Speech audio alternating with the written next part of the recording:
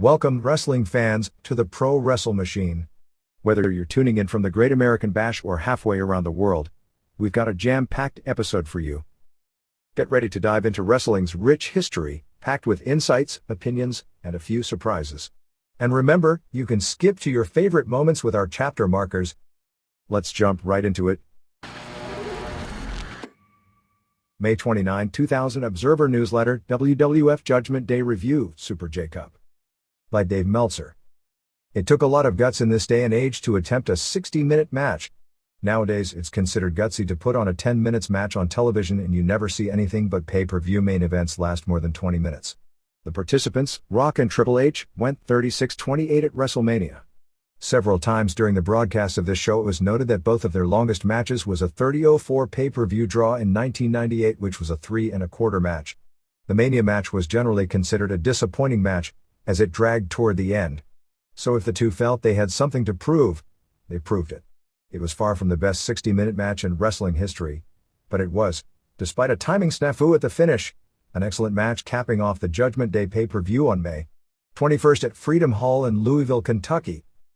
Helmsley won the WWF title via a DQ in the 11th fall, which actually ended at 60:08, which wasn't how it was supposed to happen. A sellout crowd of 16,827 in the building, which was 15,886 paying $596,050 and another $130,256 in merchandise, saw, with a few seconds remaining on the scoreboard clock, panicked officials turned the clock off, which negated the buzzer going off at the 60-minute mark, realizing they were in a position where it would be at least 10 seconds from the scheduled DQ, and then hit the buzzer after the tombstone on Triple H by the returning Undertaker, which caused Rock to be disqualified in the final fall and thus lose 6 falls to 5 in a match where the title could change hands via DQ. The original plan was for the DQ to take place actually several seconds before the time limit and have time for Rock to attempt a comeback for the traditional babyface ending of a 60-minute world title attempt. Babyface has heel pin but time runs out on him. Technically, by the rules of the match, Rock should have retained the title, but in theater, when the timing isn't right, you simply turn the clock off. This snafu was actually somewhat acknowledged in the commentary on the show, made into an issue on Raw the next day when they created a controversy, attempting to rule that the choke slam, that Michaels wasn't supposed to have seen, which he was actually looking at, and which did occur with 2 seconds remaining in regulation time, is now what the DQ is called for, except the buzzer to denote the fall ending and Michaels signaling for it as the ending of the fall still took place 10 seconds later. I think the reason for addressing it in the manner they did, particularly with Jim Ross on Raw the next day saying that Michaels made the right call while Jerry Lawler said he didn't, which in a sense meant Lawler was saying Rock was robbed of his title by a bad call, was to keep the fans from turning on Michaels for costing Rock the title, since that isn't the direction they want to take his character yet. Ross and Lawler also should be given a lot of kudos for their work in calling the match, as they talked strategy and kept things interesting during the slow periods of the match and when the crowd heat was done, talking about strategy so the match never really seemed to drag, which can't be said for their WrestleMania appearance. What was also interesting is that in laying out the match, Triple H had a lot of spots that made him the babyface. The figure 4 spot where he reversed it was classic babyface. He was the one who was supposed to get the heavy juice at the end. He got rid of the McMahons at the start of the match as opposed to a referee after early interference, and he even dropped the first fall and won several falls clean. It was constantly noted that a draw was as good as a win for Rock, so Triple H had to win by 1 fall. The bulk of the match was Rock in the face position of chasing after falling behind by 1 or 2 falls. The show was also notable because during the ring introductions, Howard Finkel announced Triple H first as the World Wrestling Federation champion. He later announced Rock a few seconds later as the same thing. While ring announcers make mistakes regularly, Finkel has been the exception, as in more than 2 decades of doing so, I can't recall him ever making a miscue of this type. The match had competition from a classic match between Chris Benoit versus Chris Jericho under submission rules for best match on the show and was generally considered the best US pay-per-view show of a year where most of the pay-per-view shows have been very good. There was nothing particularly bad on the show. Triple H came out of the Iron Man match somewhat banged up. Rock appeared to have hyperextended his knee, which kept him from wrestling on Raw the next night in a match even though he was heavily physically involved in the focal point of the TV show. He also needed stitches for one of his 2 head cuts. Triple H's cut in the final moments was the result of a blade job. Vince McMahon suffered a cut above the eye from an Undertaker punch which was never acknowledged on TV but was slightly noticeable the next night in close-ups. McMahon acknowledged his appearance change in an interview crediting it to partying all night the previous night. Benoit worked the match with a bad flu that had kept him bedridden since coming back from TV and resulted in him not getting into Louisville until a few hours before the show. Perry Saturn also worked the show after being hospitalized the day before due to coughing up blood, believed to be from food poisoning, and had his best pay-per-view match since joining the company. Big Show had been taken off house shows for several weeks due to his torn meniscus, and the plan all along was to do a knee injury angle at the hands of Shane McMahon to explain the surgery. He's expected to have the knee scoped later in the week, and they are hopeful he may be able to return for the next pay-per-view, which is King of the Ring on June 25th in Boston. Throughout the show there were several taped comedy segments involving Gerald Briscoe and the hardcore title, but no actual match. The story was that he was being attacked by wrestlers, headbangers, doing the typical tag team screw-up of fighting each other so the champ runs away that they've done 100 times with Crash Holly, and even referees, so that he snapped and attacked two guys working concessions, played by Ohio Valley wrestlers Nick Dinsmore and Scotty Sabre. Because of the length of the main event, the show was cut back to 6 matches. In the silliest of the skits, he went to the bathroom and freaked out seeing himself that he started punching the mirror, with the splitting of his pants for comedy. Plans at least during the week were for a 7-match show, although the bout that was nixed, Test and Albert vs. Hardys, was never officially announced. 1. Rikishi Fatu Solofa Fatu, and Too Cool, Brian Lawler and Scott Taylor, defeated Edge, Adam Copeland, and Christian, Jay Resso, and Kurt Angle in 9:46. Edge and Christian and Angle mocked the local fans by coming out with hats and banjos, and wearing fake bad teeth. They did some 70s tag team spots early. GMS had his pants fall down and he was dancing in his underwear. They do that spot regularly on the road now. Rikishi did a no-sell spot off a double DDT, but it did sell Edge's spear. Edge teased doing the worm on Rikishi, but Scotty stopped him with a facebuster and did the worm himself. Christian then hit Rikishi with a ring bell and put Edge on top, but GMS came off the top rope with a hip-hop drop, leg drop off the top, onto Edge, and Rikishi rolled over for the pin. It was very strange because Edge clearly kicked out and everyone seemed unhappy. The 3 went down. 2.25 stars. 2. Eddie Guerrero retained the European title, beating Perry Saturn, Perry Sotelo, and Dean Malenko, Dean Simon, in 7:57. This was a very good wrestling match but had the weakest heat on the show. After the fact, the belief was because they had 3 heels, so there was nobody anyone wanted to cheer for. The crowd doesn't know how to react to Saturn, and Malenko only gets over with his wrestling when he's given time to make people care, like on the last pay-per-view. Guerrero looked tremendous. Saturn did a nice overhead belly-to-belly on Guerrero. Malenko reversed a superplex by Saturn. Malenko did a super stomach block on Guerrero. Saturn used a piledriver on Guerrero for a near fall and put the cloverleaf on Malenko.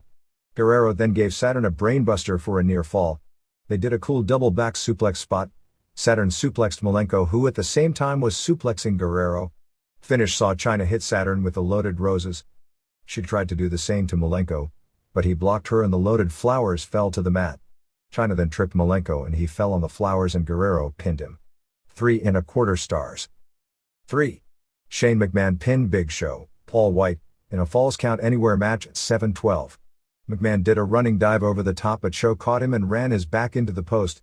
He gave the Boss the world's easiest slam on the ring steps. Big Boss Man ran in quickly using the nightstick to the knee, but Show laid him out. Test and Albert were in next, but he was cleaning house on them until Trish Stratus hit him with a low blow. He actually no-sold the spot and threw her over the top rope where Test and Albert caught her. He brawled to the back with McMahon and threw him into the steel grating. They got tired. Test and Albert threw Show into the grating and Bull Buchanan ran out and destroyed Show with the nightstick. With Show down, Shane pushed a heavy amplifier onto his knee to do the injury angle. Show sold it big and was caught under the amplifier. Shane then brought out a cinder block and broke it on Show's head and scored the pin. 1 star. 4.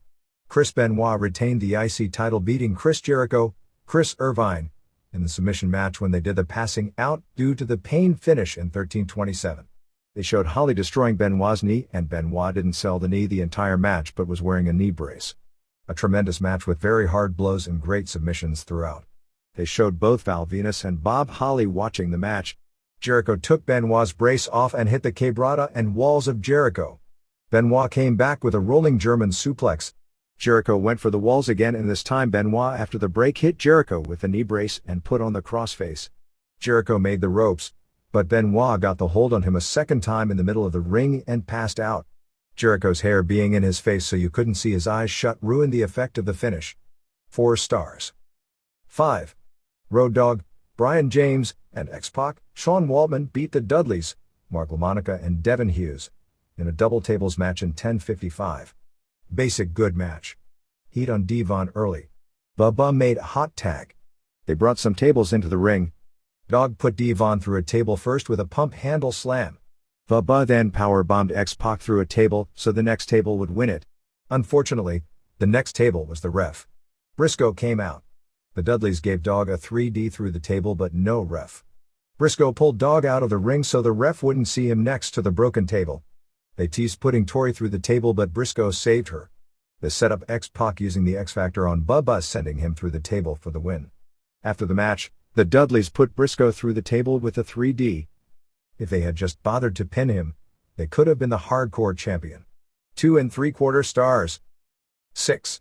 Triple H won the WWF title beating Rock 6 falls to 5 in an Iron Man match which technically went 60-08. The match started with Helmsley telling the McMahons to leave because he wanted to win the title on his own.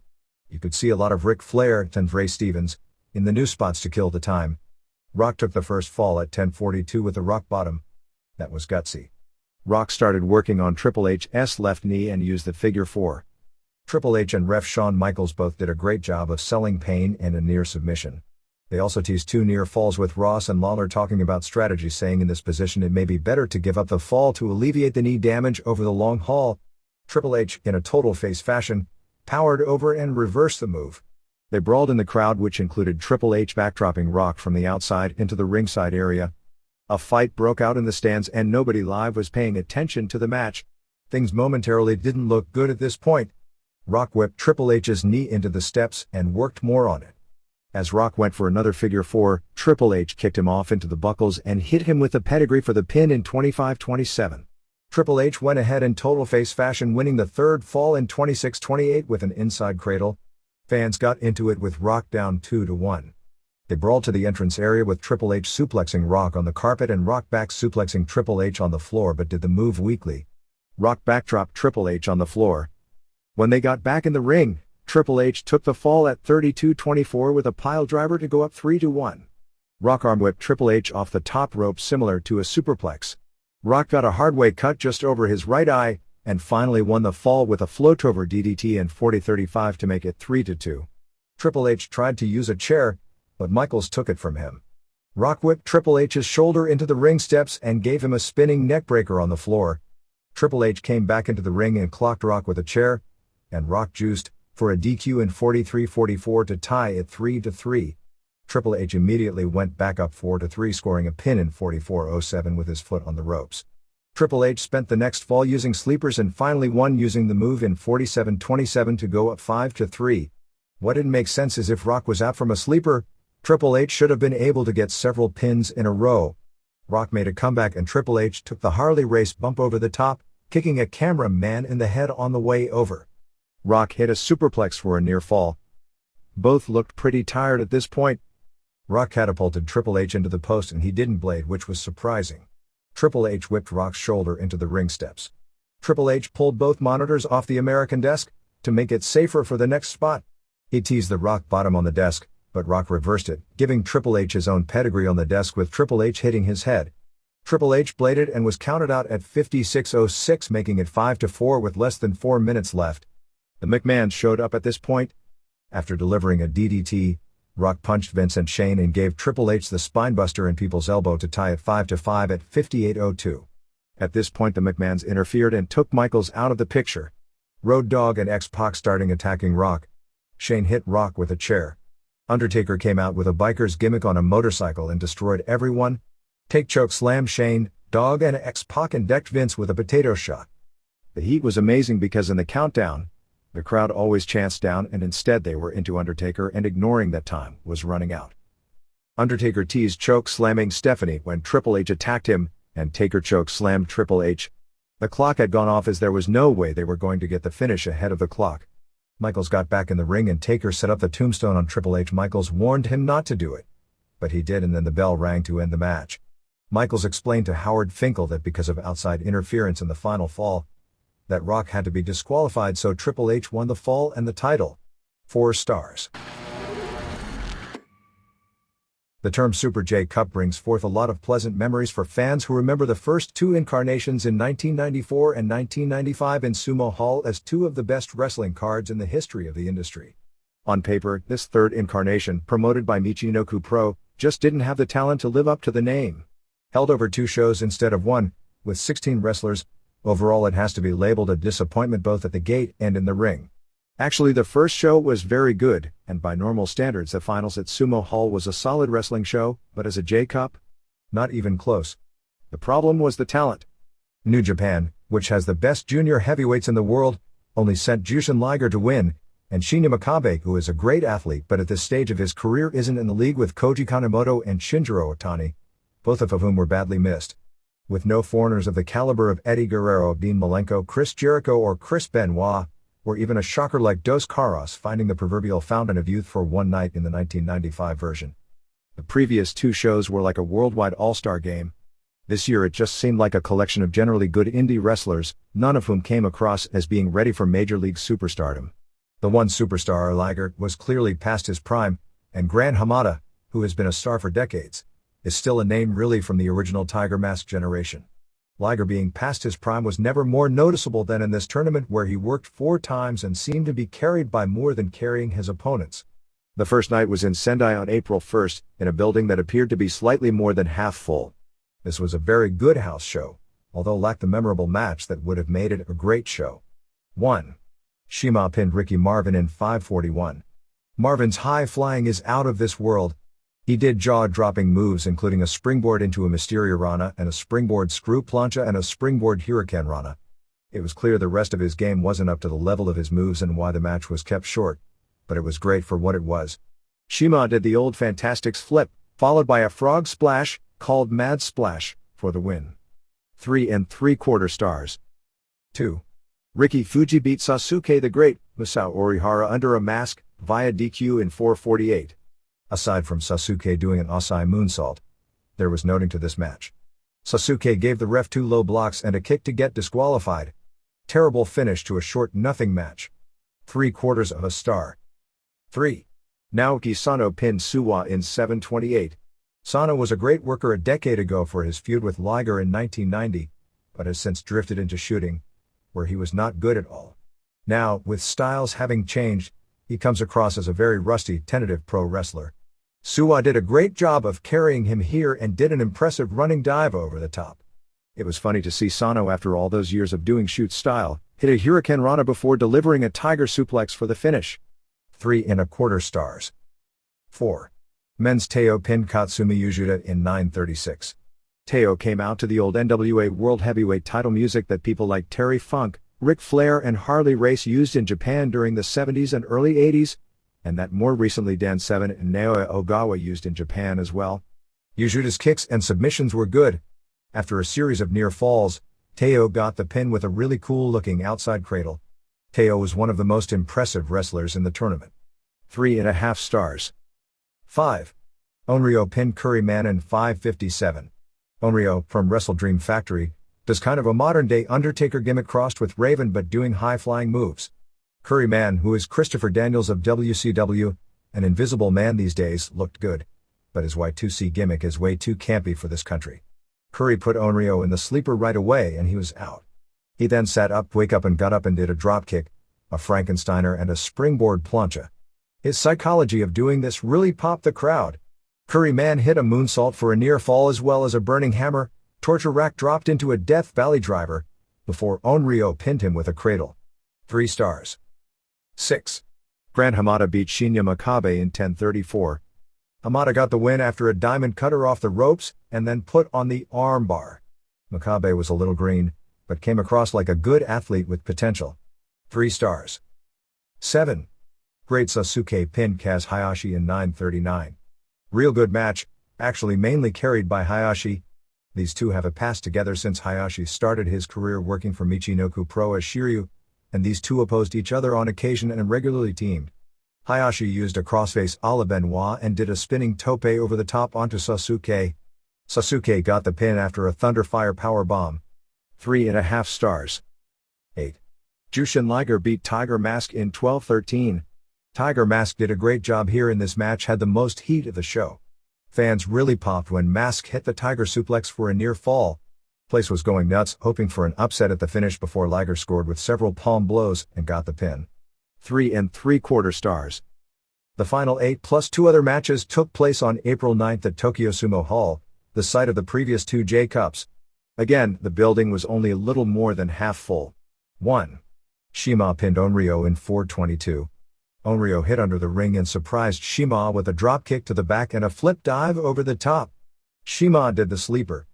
Onryo got up and hit a high dropkick. This was most of the crowd's first time ever seeing the Onryo gimmick, and they were really into it, and wanting to see him win and wrestle again. But Shima took over, winning with the Mad Splash. It was real good, but too short. 3.25 stars. 2. Hamada pinned Fuji in 7:34. Fuji didn't look good at all. Hamada, now 49, is still a solid worker. Actually, he's kind of on the amazing side considering his age and all the high flying he's done for decades. Fuji did a spinning tombstone as his big move. Hamada scored the pin after a DDT. 1.75 stars. 3. Sano upset Sasuke in 13:36. It started slow and these two didn't work well together. They missed a lot early but did a lot of high flying that didn't miss. Sano did a tope and Sasuke came back with the Sasuke special. The finish saw Sano connecting with kicks, including one that bloodied Sasuke's mouth, and them doing the knockout for the finish. 2.25 stars. 4. Liger pinned Teo in 7:32. Teo did a great job early on the mat, including doing the old octopus submission from Inoki's days. Liger did his Kopo kicks. Teo did the figure 4 around the post. Teo did the Misawa rolling elbow. Liger came back with a back suplex and then in a modern spot, got the mount position and just killed him from it. Teo got a good near fall with an outside cradle. They traded near falls until Liger got the pin after a palm blow and a brainbuster. 3.25 stars. 5. Tiger Mask and Minoru Tanaka and Makabe and Masaaki Mochizuki and Marvin beat Kendo Kashin and El Samurai and Superboy and Suwa and Masayoshi Motegi in 17:18. This was a real good match and the best match on the card. It had its highs and lows. Marvin did the best high flying, particularly working with Suwa. Mask and Tanaka were solid in the style and Makabe looked the strongest. Kashin and Samurai were of course good and Superboy is one of the most underrated wrestlers in the entire business. But Motegi and Mochizuki looked real bad and took the match down, and when it came time for Marvin to sell, his weaknesses were apparent. It was building to a great pace until Mask went for a German suplex that was apparently to be the finish on Boy, but he didn't hold his bridge. Mask got up and just threw a punch for the pin, which was a flat ending since people recognized the finish was botched. 3.5 stars. 6. Shaparita Asari retained the WWA Super Lightweight belt, pinning Hiromi Yagi in 9:13 after her Sky Twister press. The finisher is still impressive, but the match itself was just decent. 2 stars. 7. Shima pinned Sano in an upset with a Mad Splash in 12:52. The two had problems in spots working together and it was basically two guys working hard having a style clash. 2.25 star. 8. Liger pinned Hamada after a palm blow in 10:02. It was okay. Crowd got into the last minute or so when Hamada kicked out of the brainbuster. Liger delivered a second brainbuster and Hamada popped up, but then got nailed with the palm.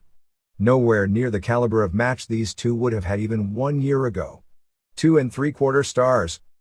9. Liger pinned Shima to win the tournament in 12:28. Most of the match was on the mat and it was okay. Shima picked things up doing a running spin dive over the top, similar to the move La Parka does in WCW. Both hit the other with a lot of palms. Shima did 2 fantastic flips and tried a Mad Splash but Liger got his knees up. Shima then kicked out of the Liger bomb at a brainbuster. Shima did a cool move starting as a dragon sleeper into a Russian leg sweep, followed by a Mad Splash for the near fall. Liger hit the palm then 2 more brainbusters, and got the pin. 3.25 stars. AAA, which had great success running in California from 1993 to 1995 including the When Worlds Collide pay-per-view, is planning a major tour over the summer. Based on the listed lineups and the venues, this isn't about to do as well as in the mid-90s. The basic situation is that AAA had 5 hours of first-run television per week on Galavision as well as an extremely high-rated local show, and were loaded with marketable young wrestlers, most of whom are now floundering in WCW. Currently AAA has about 90 minutes of television on Tuesday nights on Galavision, and no local television. At this point, none of these dates have been confirmed with the buildings, but AAA has itself listed the shows and the lineups on one of its websites. According to AAA, they have shows booked on June 30th at the Staples Center in Los Angeles, July 1st in San Jose Arena, and July 2nd at the in Anaheim. Due to the Democratic National Convention, it would be impossible to get the Staples Center on that date, so for sure that one isn't going to happen. Considering that WCW with all its television or ECW with its cult following couldn't possibly run profitable events in any of those arenas, AAA with far more limited television would be in way over its head, which is why in the long run it's doubtful these shows will come off. Announced for June 30th in Los Angeles is Octagon and Connect and La Parca Jr. and El Alebrije vs. Cibernetico and Pentagon and Abismo Negro and Electroshock, Latin Lover and Heavy Metal and Hector Garza vs. Kickboxer and The Killer and Toro Irasan. Psychosis, not the WCW wrestler, Eddie Hysteria and Maniaco and Mosco de Lumber said, a different wrestler than the one with the same name that worked in ECW vs. Charlie Manson and Picudo, and May Flowers and Espiritu, Oscar Sevilla vs. Nigma in a hair vs. hair match, and Alda and Esther and Cintia Moreno vs. Miss Janeth and Tiffany and Rossi Moreno. San Jose has Latin Lover and Garza and Metal vs. Killer and Electroshock and Abismo Negro. Connect vs. Cibernetico for the old UA World Heavyweight title, Octagon and Sevilla and Parca Jr. and Alebrije vs. Pentagon and Kickboxer and Manson and Irison. Esther vs. Rossi, Psychosis and Maniaco and Hysteria and Mosco vs. Picudo, and Flowers Enigma and Espiritu and Cintia and Alda vs. Janeth and Tiffany. Anaheim has Connect vs. Cibernetico in a dog collar match, Octagon and Garza and Latin vs. Killer and Pentagon and Irison, Heavy Metal vs. Kickboxer, Alebrije and Parca Jr. and Sevilla vs. Manson and Negro and Shock, Psychosis and Hysteria and Maniaco and Mosco vs. Picudo and Flowers Enigma and Espiritu, Alda and Esther and Cintia vs. Janeth and Tiffany and Rossi. With both shows going unopposed on May 22nd, Raw delivered a 7.07 rating, 6.86 first hour, 7.28 seconds hour, and a 10.7 share. Nitro, starting 1 hour earlier, delivered a 2.33 rating, 1.45 first hour, 3.21 seconds hour, and a 4.1 share. Because the shows at no point went head-to-head, there are really no comparison figures. The Nitro first hour clearly bombed because the majority of the audience was either unaware or unable or didn't care enough to turn the show on 1 hour earlier than usual. WCW did push the starting time very hard on its shows during the previous week, so being that less than half of the regulars tuned in early without opposition is not a good sign. The second hour was in the ballpark of what the unopposed hour has been doing, which isn't necessarily good or bad, because it should have done better since it was the main event half of the show. The show did constantly grow, peaking at 3.59 for the Nash vs. Jarrett title match, but that was down from the 4.1 in the same quarter the previous week. For Raw, the big news was the non-match verbal and physical confrontation with Rock vs. Triple H and involving the McMahons, DX and finally Undertaker coming the day after the title switch. That drew a monstrous 7.63 final quarter and an 8.57 overrun. The overrun, viewed by approximately 9,984,000 viewers, tied the May 1st Benoit and Triple H vs. Rock and Jericho match for fourth place on the most viewed segment list in cable TV history. It was the 6th highest rated Raw in history and 9th highest rated pro wrestling show ever on cable television. The numbers for the show overall can be attributed to the fact WCW wasn't on in opposition, but not the numbers for the final quarter and overrun, because every Raw main event since the start of the year has gone unopposed. SmackDown on May 18th did a 4.69 rating going against monster numbers for the season finales of Frasier and Friends. Frasier did something like a 23.6 on the overnights, which was the best rating in the history of the show, and Friends was only slightly behind in the 22 range, and even Who Wants to Be a Millionaire got killed by NBC that night. WCW Thunder on May 17th did a 2.58 rating. The number basically stayed steady the entire show with no major ups or downs, ranging from a 2.46, MIA vs. Filthy Animals, to 2.67, Sting Vampiro Angle and Final Segment.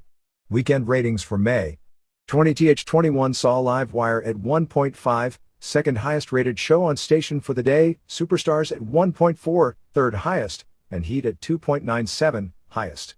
WCW Saturday Night set its all-time record low in the history of the show that dates back to the early 70s with a 1.24 rating, sixth highest rated show on station for the day and the lowest rated show on TBS between 11:30 a.m. and 1:30 a.m. ECW on TNN fell to an 0.7 rating on May 19th. The AAA EMLL 3-hour block on Galavision on May 16th drew a 1.8 Hispanic rating, but for whatever this matters, within the target 18 to 34 male demographic it did a 5.8.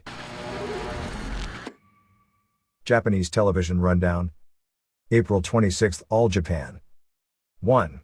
Kenta Kobashi pinned Takao Omori in the finals of the Champion Carnival in 25-21, a classic near match of the year candidate. This speaks volumes for Kobashi because it wasn't exactly Misawa he did it with. The fans were hot for Omori early because it was his first ever Budokan singles main event. The match started slow. About 8 minutes in, Omori hit a dropkick to Kobashi's right knee and spent the next 6 minutes working over the knee, including dropping his knee onto and breaking a table. Fans started getting with it when Omori put Kobashi in a figure 4 and they teased a submission with a scorpion deathlock. At this point they didn't see Omori as an actual threat to win, and treated it like he was the hot thing for just getting him in that position.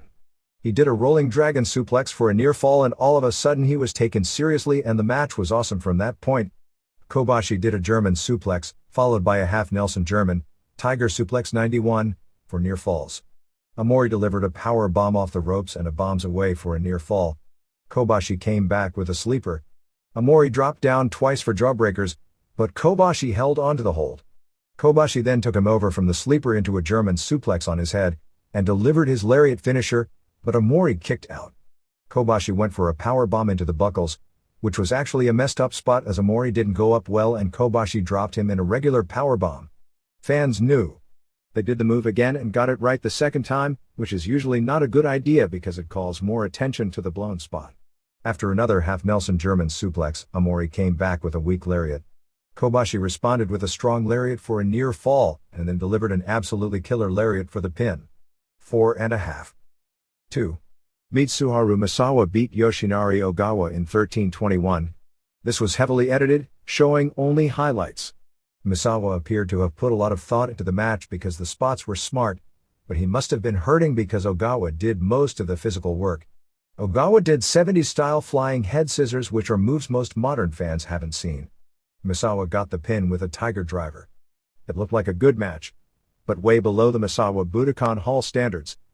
April 29th, New Japan. 1.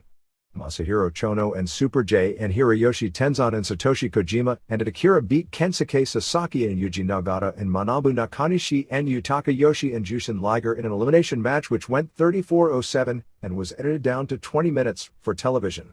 Sasaki first pinned Akira with a lariat, which was a mistake because Akira is the best worker on that side of the ring. He looked good when he was in there. Tenzan pinned Yoshi after a diving headbutt. Sasaki was then pinned after taking 3 finishers in a row, Jay's flying clothesline off the top, Kojima's elbow off the top, and finally Tenzan's diving headbutt. Nakanishi eliminated Tenzan with a torture rack. The match got good here because Nagata was the focal point with Kojima and they traded good moves back and forth. Nagata got pinned next after a lariat by Kojima. Nakanishi then racked Kojima, dropped him into a stomach block, and racked him again for the submission. Liger had been largely kept out of the ring until this point and he looked good with an armbar on Chono and a good rope break, followed by delivering a fisherman buster to Jay, but Jay pinned Liger with a flying clothesline. This left Chono and Jay versus Nakanishi and Chono scored the pin to win it for Team 2000. 2.25. 2. Kenzo Suzuki beat Shinya Makabe in a Young Lions match. They only aired the finish. Suzuki is super green and looked bad. Makabe is a great athlete and has potential. 3. Shinjiro Otani and Koji Kanemoto beat Liger and Minoru Tanaka in 12:54. Only the last 3 minutes aired on TV, and it was all Liger in the ring. Otani and Kanemoto looked great. They did the front and back dropkick spot which Liger didn't sell. It got a pop, but it's bad not to sell a move that requires some really great timing to look as good as they do it. Otani pinned Liger after 2 spinning Liger bombs. What aired was really good. 4. Tatsutoshi Goto and Michiyoshi Ohara and Akira beat Sasaki and Kendo Kashin and Shiro Koshinaka in 10:52. The second half aired. Kashin looked good, although the armbar off the choke slam spot only looks cool the first time you see it. Sasaki was doing no-sell spots all over the place until Goto got him from behind with a back suplex and pinned him. Clean jobs are cool, but the idea nothing happening mid-Carter scores a clean pin on your world champion, and worse yet, that it means nothing major as far as storyline, is really bad booking of the world title. 2.75 stars. 5. Nagata and Nakanishi and Yoshi beat Chono and Tenzan and Kojima when Nagata pinned Tenzan in 1917 after a bridging back suplex. The last 7 minutes aired. A decent match, but as a main event, another example of how dull New Japan has become. 2 stars. April 30th Rings. This was a tape of an all-shoot show on April 20th from Tokyo Yoyogi Gym 2. The show itself was tremendous, but long-term I still question if this is the way to go for this company. Maybe the whole worked shoot thing is dead because real shoots are so readily available, but seeing the beatings that both Yoshihisa Yamamoto and Kiyoshi Tamura, who are such good workers, take in a shoot is sad because their careers are going to be shot really soon. While as workers, they both probably had 10 years plus left as stars. 1. Alistair Overeem beat Yasuhito Namikawa in 45 with an armbar from the bottom. It was a really smooth finisher. 2. Wataru Sakata beat Brandon Lee Hinkle with an ankle lock in 7:23. This was a super match. Hinkle kept taking Sakata down and Sakata kept working for submissions and coming close. Hinkle nearly got an armbar once as well. Sakata made a really cool move into the ankle lock. 3. Bobby Hoffman beat Boris Giliaskov in 8 minutes when he dropped him with a right. Hoffman had a 58-pound, 275 to 217, weight advantage and the size was simply too much for Giliaskov to handle. Hoffman dropped some weight since the last time he was in rings, but still looks a little soft. Giliaskov is a great wrestler, but couldn't take down a guy of Hoffman's size and power. 4. Renato Babalu beat Travis Fulton with an armbar in 4:49. Babalu controlled most of the match from a positioning standpoint. 5. Ricardo Arona beat Andrei Kopolov via decision after 15 minutes. Kopolov came in much larger, 264 to 202, but he was older and out of shape.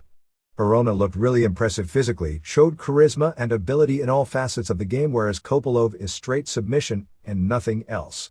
Kopolov couldn't even take his much smaller opponent down. It's hard to determine since he was dominating a guy who clearly blew up, but Arona looked like someone to watch out for as far as the under 200 category of NHB. Arona dominated Kopolov standing, but for some reason, kept taking him down. Arona went for a lot of submissions. Kopolov, who looked so great in the early rounds of the King of Kings, couldn't do anything here. What was funny is Rings fans are so used to seeing pro wrestling as purported to be shoot, that they kept chanting for Kopolov to make the big comeback from being dominated, as he would in old-style rings when it was worked.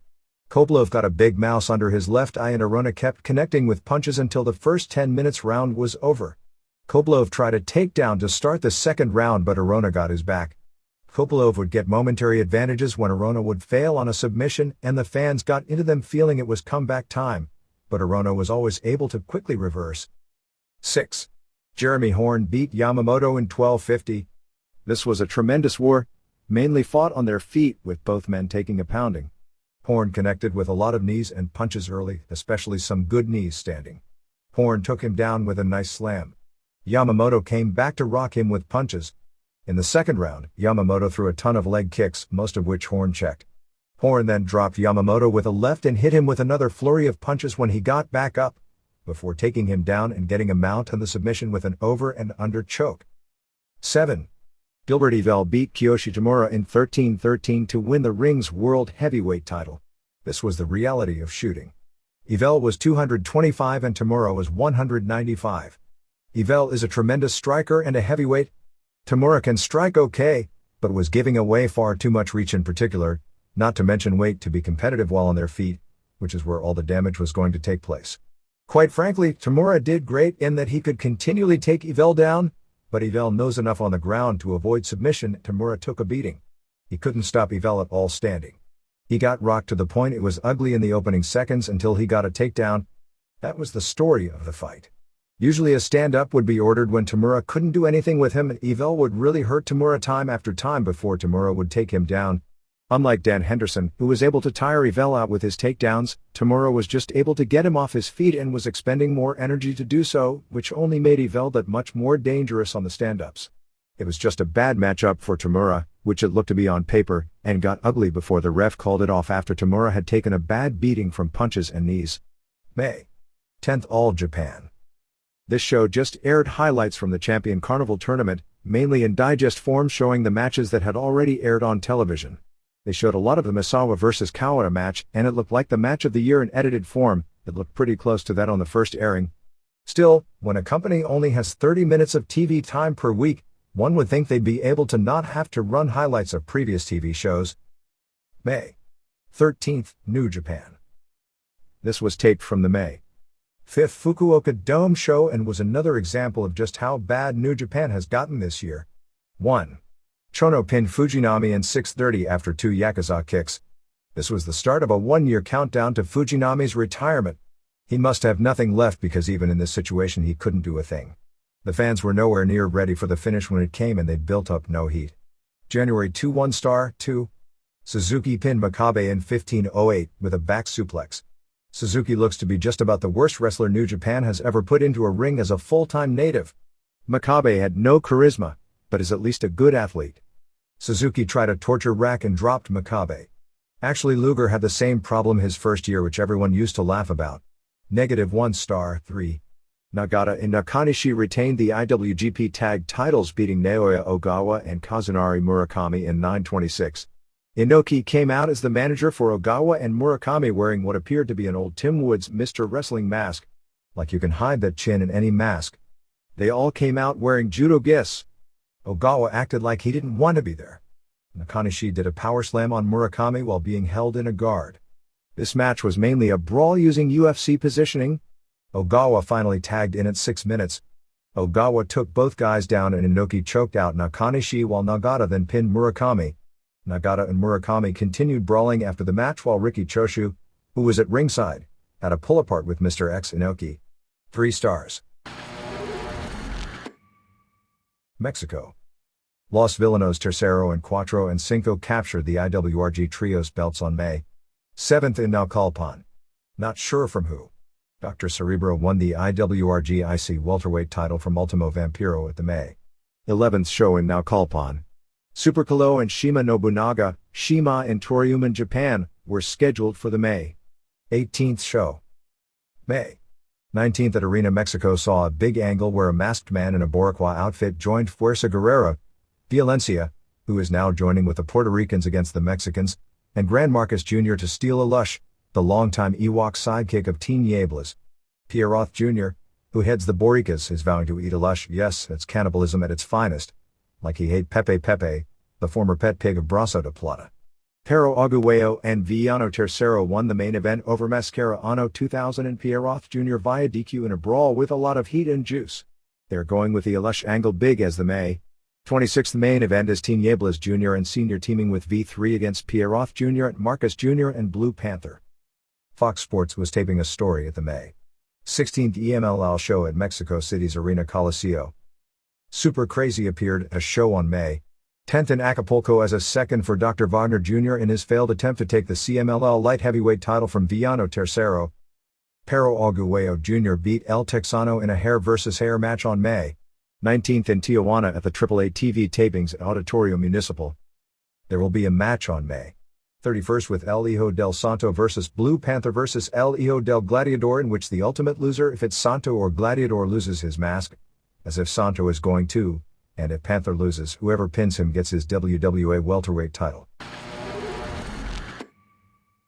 All Japan. Unlike with Shohei Baba last year, the funeral for Tomomi Tsuruta was kept very low-key, with the Tsuruta family inviting about 100 people, mainly family and close friends, as well as everyone in the All Japan company on May 19th in Tokyo. His widow kept the date and place of the funeral secret from the press and public. Tsuruta was always something of a very reluctant celebrity. They also held a minute of silence for him in a traditional Japanese wrestling in-ring ceremony on the first show of the new tour on May 20th in Omiya. A few notes on the Tsuruta story from last week. We had typos on dates, as Tsuruta's first became ill in the summer of 1992, not 1982, and his final Budokan main event was obviously at the anniversary show in 1992, also not 1982. Technically, that 6-man tag teaming with Terry Gordy and Andre the Giant against Baba and Dory Funk and Stan Hansen was the semifinal on the show to the first meet Suharu Misawa vs. Toshiaki Kawada Budokan Hall Triple Crown title match, which was noteworthy in it being the first Budokan main event that didn't involve a member of the old guard. Misawa's previous Budokan main events were against Tsuruta and Hansen. Also, in the listing of his Match of the Year awards in Japan, His 1979 match on a combined All Japan/New Japan show, the only one of its kind during that time period, where he teamed with Tatsumi Fujinami and Mil Mascaras, was not named Match of the Year by Tokyo Sports, which is the most publicized Japanese wrestling awards. For political reasons, the main event on that same show, because Baba and Inoki teamed together for the first time in years, and the last time they would ever be in the same ring together, was named Match of the Year, although that Tsuruta and Mascaras and Fujinami Trio's match was considered as the best match on the show and won several other Match of the Year awards that year. The Japan-US Sports Federation sent out a lengthy press release on the death of Tsuruta, who was a director of the organization and who was described as one of Japan's super celebrities. A couple of additions to the Tsuruta story. The Japanese Olympic Committee noted that the average Olympic wrestler has participated in the sport for 8 years before making their first Olympic team, and Tsuruta made the team after 18 months. He entree to the college wrestling team at Chuo College, where won the national championship as a heavyweight in both 1971 and 1972, was after a short period of wrestling training with the Ground Self-Defense Force. He participated in the National Club Team Tournament, which was open to all non-collegiate wrestlers in the country, and placed third as a heavyweight. At that point, the wrestlers at Chuo College, where he was attending law school and playing college basketball, who originally wouldn't let him even train with the team, begged him to be their heavyweight. While at Hikawa High School in the Yamanashi Prefecture in Japan, he started for 3 years in basketball, and his team, which won the National High School Championship in 1968, also went to the Nationals in 1966 and 1967. His third sport in high school, along with sumo, was not swimming, it was rugby. He got his BS in law from Chuo University in 1973 and his master's in sports science from Tsukuba University in 1996. He taught in Japan at Chuo and Keio Universities in Tokyo and at Yokohama University from 1995 to 1999 until starting in April 1999 as a visiting professor at Portland State University. He was undergoing a kidney transplant, an operation that had taken 16 hours, during which he lost more than 70% of his blood and needed 5.8 liters of blood to be transfused, and died officially from hypovolemic shock, which is basically the shock of losing blood. His body was cremated in Manila. After the secret funeral, there is some talk of having a more public funeral a la Shohei Baba's funeral last year. Tsuruta is believed by his doctors to have first encountered liver problems from an infection while in the womb, but didn't show any symptoms until November of 1991. Weekly Fight this past week was reporting that the All Japan split up, which they had pegged as happening after this current tour, won't be taking place until later in the year, if at all. The way the story was written, the feeling was that due to the timing in regards to the proximity to the death of Tsuruta, who along with Baba were the faces that represented All Japan for so many years, the wrestlers considered it as dishonorable to break away at this point. This seems to be confirmed by Misawa's comment when Tsuruta passed away that the death of the All Japan Company and the All Japan style of wrestling would also represent a death of the history of Baba and Tsuruta. They had a photo in the Japanese magazines of Vader after surgery. His arm looked like hell, all bruised up with a huge scar near the elbow. He also suffered a broken nose on the Carnival Tour, and it didn't appear that he'd be back all that quickly.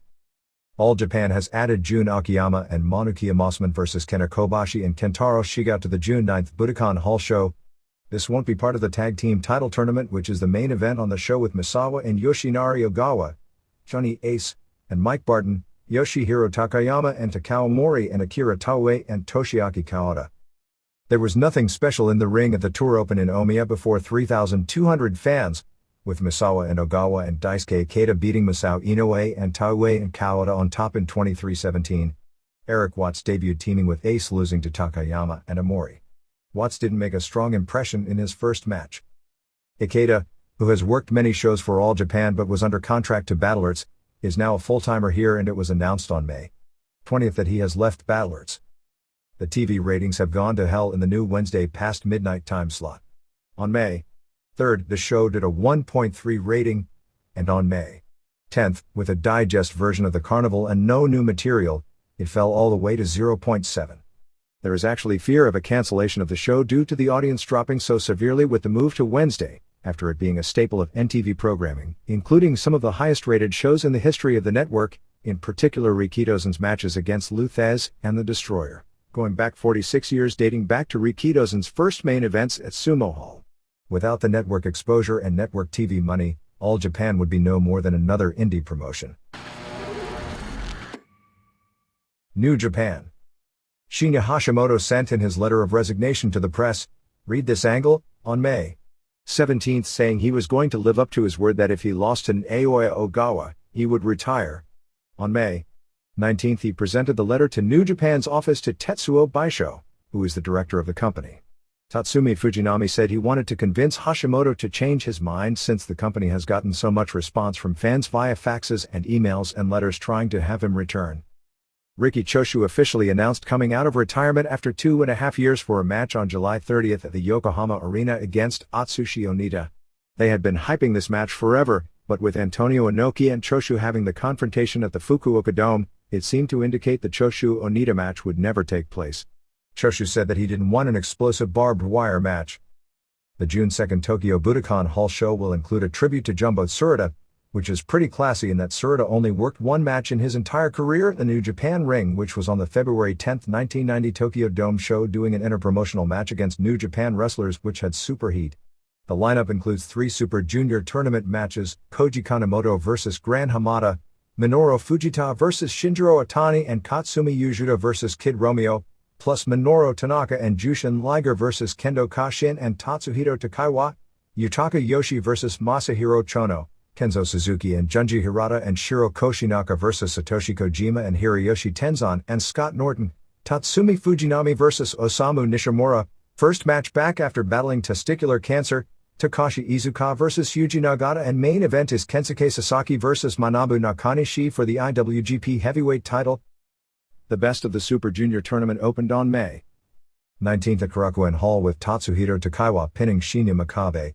Takaiwa blew out his knee at some point this past week, but since he is booked to be a key player in the tournament and him being out would make them have to rebook everything, he's still working. The open of the tour before a sellout 1,800 was headlined by Yuji Nagata and Manabu Nakanishi over Kensuke Sasaki and Takashi Iizuka. May 21st in Shizuoka and tournament matches saw Kid Romeo pin Minoru Fujita and Koji Kanemoto pin El Samurai. May 22nd in Kanazawa before 3,200 saw Shinjiro Otani pin Minoru Tanaka in 12:14. This was a rematch of a fantastic match they had in last year's tournament, where Tanaka made himself a name in Japanese wrestling by winning. Shiro Koshinaka's father passed away this past week, and Choshu left the tour to go with Koshinaka, who is a longtime friend, and attend the funeral on May 25th. Neither Elix skipper nor Alan Funk came to Japan for the tour. I believe the way it went down was that WCW offered them as replacements when pulling Billy Kidman and Juventud Guerrera from the top of the Super Junior tournament, but New Japan instead got Yujita and Hamada as replacements. Dan Devine, the WCW power plant trainee and a protege of Don Fry, who was on the previous New Japan tour, is really named Dan Fakwer, and because of how that name is pronounced, I guess they decided Dan Devine, named after a famous football coach, would make a better name. May 6th TV drew a 2.3 rating, and May 13th, which aired the Fukuoka Dome match with the Inoki Choshu angle, drew a 4.0. Other Japan notes. Akira Maeda announced on May 17th that Kiyoshi Tamura was going to face Jeremy Horn in the semifinal to the Hickson Gracie vs. Masakatsu Funaki match on May 26th at the Tokyo Dome. That is basically nuts, since Tamura took a terrible beating on April 30th in his match with Gilbert Yvel in Tokyo. That's the reason the great young Japanese fighters are often washed up at a young age, because they don't give them time to recover from legitimate beatings. Rings also announced its schedule for the remainder of the year, with shows literally around the world, including 3 shows in the United States. Cards are June 4th in the Netherlands, June 15th at Tokyo Yoyogi Gym 2, July 15th as the US debut at the East Center in Salt Lake City, July 21st at the Blaisdell Center in Honolulu, August 23rd in Osaka Furitsu Gym, September 5th at Tokyo Korakuen Hall, a September date in Moline, Illinois, October 9th at Tokyo Yoyogi Gym, November 12th in Australia, and December 22nd back in Osaka. Toryuman's next major show is June 4th in Kobe, headlined by a tag match with Shima and Sumo Dandy Fuji vs. Tiger Mask and Great Sasuke. The gimmick is the losing team then has to face each other in either a hair versus hair or mask versus mask match. Stalker Ichikawa, one of the smallest and weakest of the Japanese male wrestlers, faces Asia Kong on that same show. CMLL Japan has a tour from July 29th through August 4th with Mil Mascaras, Dos Caras, Atlantis Tarzan Boy, Tigra Blanco, Ricky Marvin, Gran Marcus Jr., Pierroth Jr., Fuerza Guerrera, Ultimo Guerrero, Pimpinela Escarlata, and Fugaz. The highlight matches of the tour are Mascaras defending his IWA title against Pierroth and Tarzan Boy defending the NWA World Light Heavyweight title against Ultimo Guerrero. FMW on May 28th at Korakuen Hall has a three-way, with the winner become the #1 contender for Koto Fuyuki's WU title, with H vs Mr. Ganasuke vs Tetsuhiro Kuroda. Women's wrestler Chikako Shiratori was scheduled to make her pro singing debut this week and will do a 15-city tour, including 4 concerts as part of JD Pro Wrestling events. Another former women's star, Mitsuko Nishiwaki, who was for a brief period in 1990 pushed as the top star in All Japan Women, but didn't make it, and retired years ago and married a sumo known as KO, saw her husband win a big summer tournament at Sumo Hall in Tokyo before a sellout 11,000 fans on May 21st, which was on national TV, making him a new major celebrity. A new arena in the Tokyo outskirts, right in front of the Ariake Coliseum, opens on July 1st and is attempting to take the place of Korakuen Hall as the pro wrestling home base in the Tokyo area. Like Korakuen Hall, it is small, seating about 2,000, which is perfect size for the smaller offices. It's far more modern, including having a giant screen. All Japan may try and use the building as its new minor show home base in Tokyo, but the problem is, every wrestling fan knows in their sleep how to get to Korakuen Hall, and because of its location, it's easy to draw in. The new building is in the outskirts and is far enough away from downtown that it's not going to be nearly as easy to draw in. Battlerts ran 2 wrestling shows as part of a boat race on May 20th in Toda. It was a huge boat race, and they set up wrestling as part of the festivities as part of the event, charging only 100 yen, about 96 cents, for tickets, and drew 17,520 fans to a 9:30 a.m. show and 20,910 to a noon show. Atsushi Onita promoted a retirement show for the fake Onita on May 21st in Tokyo, with the real Onita pinning the fake on after 3 Thunderfire power bombs. Dick Togo from Osaka Pro Wrestling worked the show in the main event as one of the real and fake Onita's partners in a barbed wire tag match. Here and there. Windy City Wrestling's annual Battle of the Belts, the 12th annual show, has become one of the biggest, and actually least heralded on a national basis, indie shows of the year.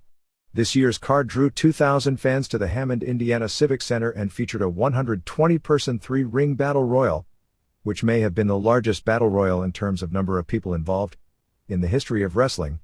The biggest names working the show were Road Warrior Hawk and Christopher Daniels. It appears Atsushi Onita will be doing a no-rope explosive barbed wire match in the Philadelphia area on June 25th for Combat Zone Wrestling, the group that has been working with Big Japan in a tag match with Osaka Pro Wrestling's Dick Togo as his partner against John Dancing and Wife Beater. They did an angle at an Onita show on May 21st in Japan where Dancing and Wife Beater attacked Onita with a chainsaw. Ronald Welch, former wrestler Ron Fuller, starts promoting weekly at Chilhowie Park in Knoxville starting on May 26th through Labor Day. Jim Cornette and many of the OVW wrestlers and WWF trainees will be appearing on the shows. The FMW videos that will be voiced over in English for the mainstream US audience will be a collection of matches dating from 1995 present. Longtime observer reader John Watanabe, who has experience as an actor and broadcaster, will announce the show with actor/comedian Eric Geller. They will attempt to create new storylines to get the matches over, as well as changing some of the names of the characters. Tiny Lister, Zeus, auditioned for an announcing spot. Of the FMW wrestlers that appeared at 3E in Los Angeles, all of whom would have been unknowns to 99% of the audience, Hayabusa seemed to get the best crowd response.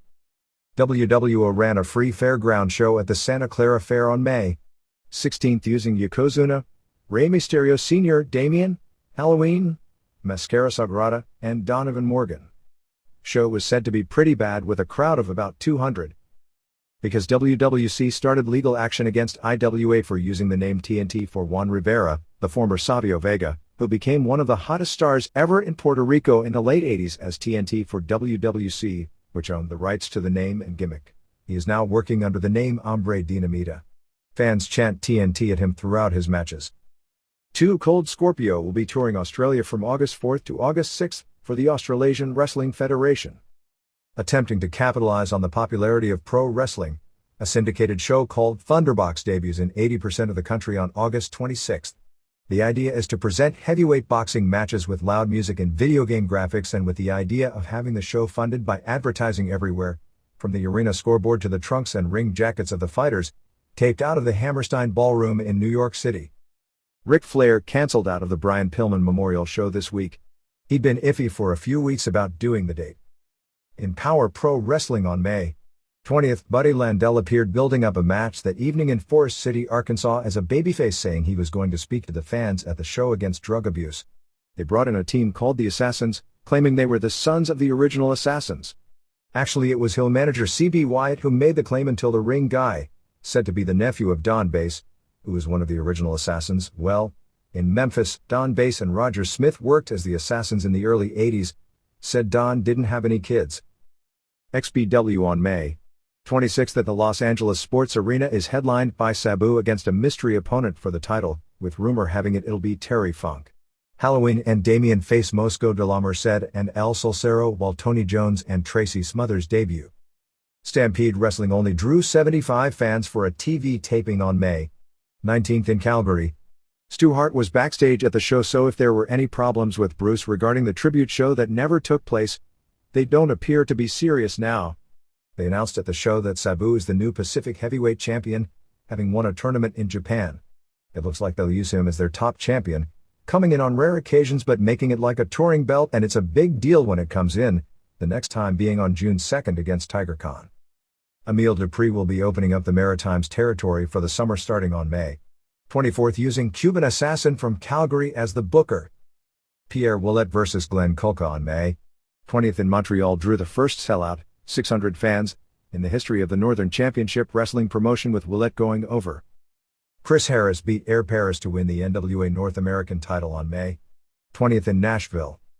All Pro Wrestling will be in Antioch, California on June 2nd at the Contra Costa Fair Rodeo Building. MMA. For the debut of the Coliseum 2000 promotion on May 26th at the Tokyo Dome in the Rickson Gracie vs. Masakatsu Funaki match, it has already been announced that Yoshiaki Fujiwara and Akira Maeda would be at ringside to cheer Funaki on. They are trying to get Nobuhiko Takada as well, although the belief is that he isn't going to be there since he works for Pride, which is a rival promotion. From a symbolic nature for older fans, this is a big deal because Fujiwara, Maeda and Takada were the pioneers of the UWF movement in the 80s, and Funaki would be the first big name from pro wrestling to have a good chance at beating Rickson Gracie. Takada was a bigger pro wrestling name and his matches with Gracie drew well, but he realistically had no chance to win. Sakuraba beat Hoist, but Sakuraba was never a big name in pro wrestling, and gained all his fame in recent years in real fights. The Dream Stage Entertainment pay-per-view in the United States was considered a success on DirecTV. I have no idea what constitutes a success, but I assume that means they'll run future shows. For whatever this is worth, and it's probably not all that fair a comparison, we were running almost neck and neck that weekend on the website when it came to comments on the DSE and the ECW pay-per-view, and ECW was available in 37 million potential homes and DSE in probably closer to 5 million. DSE has begun talks of doing a Mark Coleman vs. Ken Shamrock title match in August. The key to this one is the rules. The longer the time limit, the more it on paper figures to favor Shamrock, but it may be the ultimate test at this point in their careers for both men, and conditioning may be the key. Realistically, Coleman is getting the first takedown and top position early. At that point it becomes how well Shamrock defends and who gets tired first, or if Shamrock can escape and do damage standing before the time limit expires. Coleman's boxing actually looked better than Shamrock's at the last show, but Shamrock is more diverse standing with the leg kicks, although leg kicks can be an invitation to be taken down.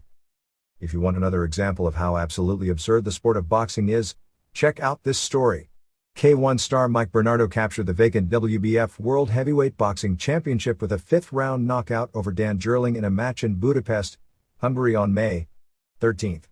Bernardo, who had a 10-1 pro boxing record in his native South Africa before switching to kickboxing, has only had 2 boxing matches in the past 4 years. Bernardo shows great boxing ability in his K1 matches, but they are entirely different sports, and most who switch from one to the other do poorly. Jerling came into the fight with a 1-6 record, and as a last-minute substitute, yet was fighting for a version of the heavyweight championship of the world. Even more screwed up is that virtually every media source, including the original information we had received as well as all 3 newspapers in Budapest, listed Bernardo's win as being over Bill Corrigan.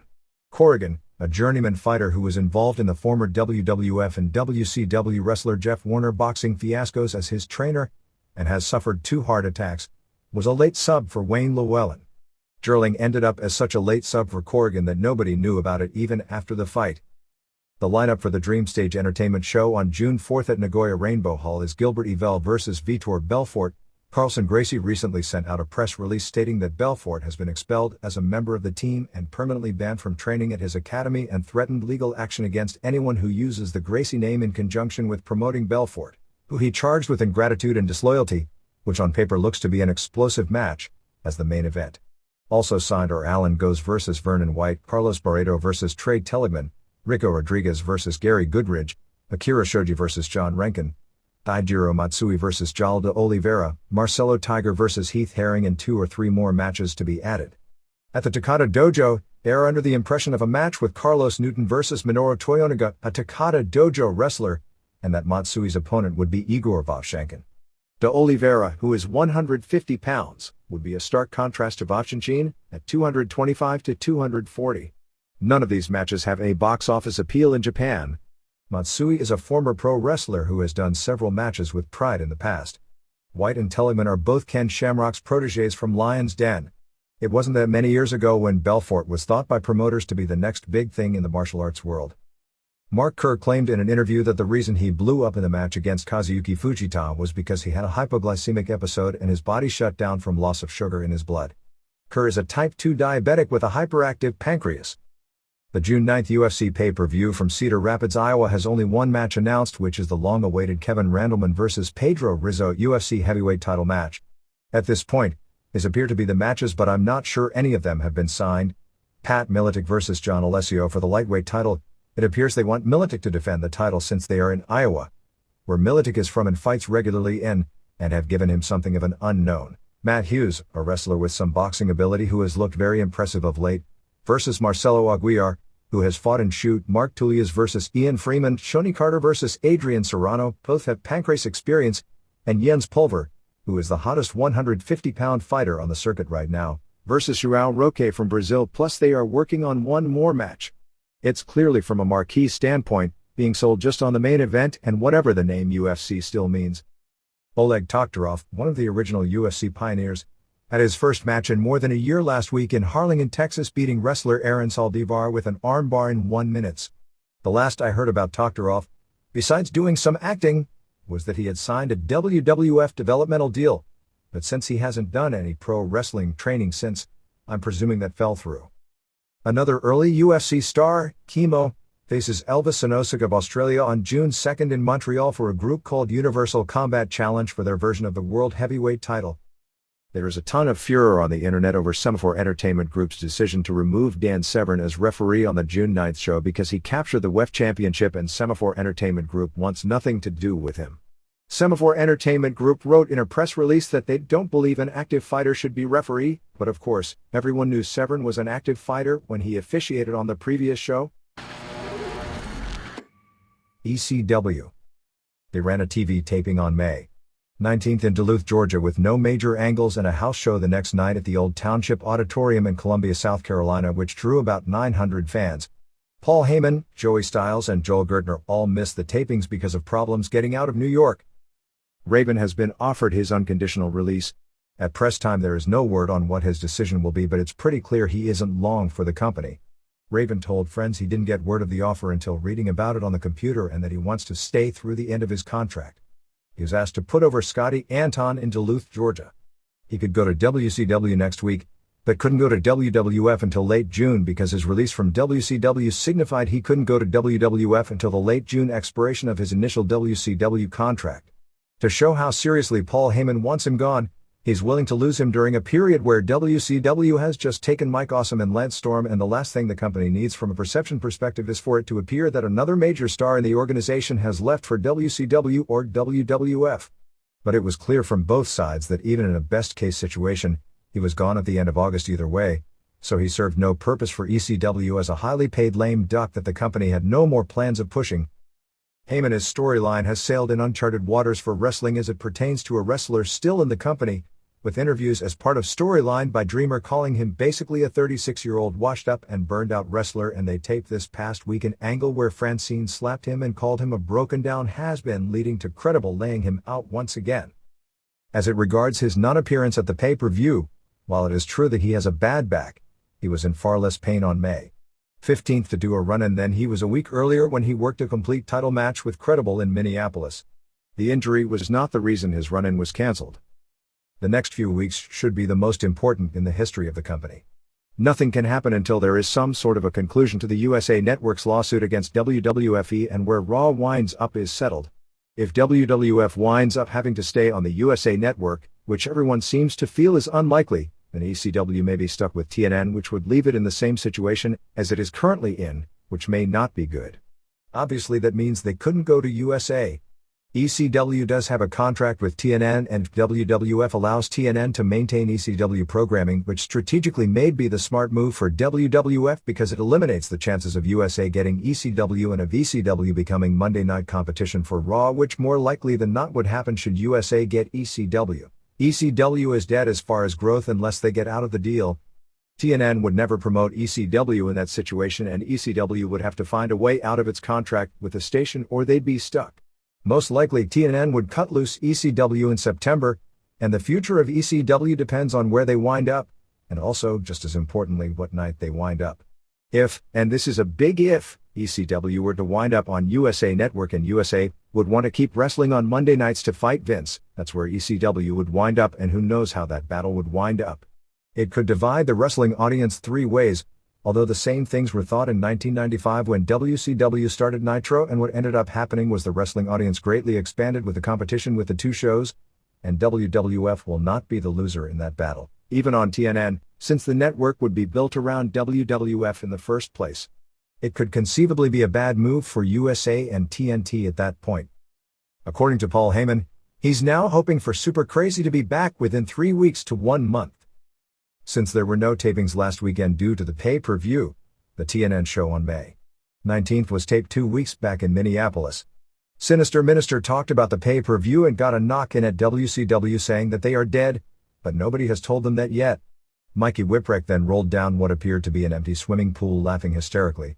They showed the finish of a Kid Cash win over Swinger, Johnny Swinger, with a double-arm suplex dropped into a piledriver, which looked like a hell of a finisher. Jaguar Yokota in the mid-80s was the first person I saw do that one. Guido laid out Cash after and then Whipwreck came out and threw a fireball at Sal E. Whipwreck, then pinned Guido with a whippersnapper in 2 minutes. They both worked hard. During and Roadkill won a three-way over Chetty and Nova and Angel and DeVito. Angel pinned Nova first due to interference from Grimes. Nova and Chetty then both the tidal wave, putting Grimes through a table. During pinned DeVito with a double-arm DDT. Baldy's beat on them after until New Jack made the save. DeVito juiced and New Jack used a crutch to DeVito's groin. This just seemed like something we've seen a million times already. I think that stuff plays well live because it's one of those trademark spots on the show, but on television it comes off as repetitive. It's similar to the Scott Hall survey when it was done weekly in the glory days of Nitro. It always got a big pop live and it always resulted in people switching to Raw. Main was Credible beating Raven. Credible took a bad bump on the floor. Credible tried, but it wasn't that good early. They did some good near falls, so the last few minutes were good. Credible sat down on a sunset flip and held the ropes for a pin.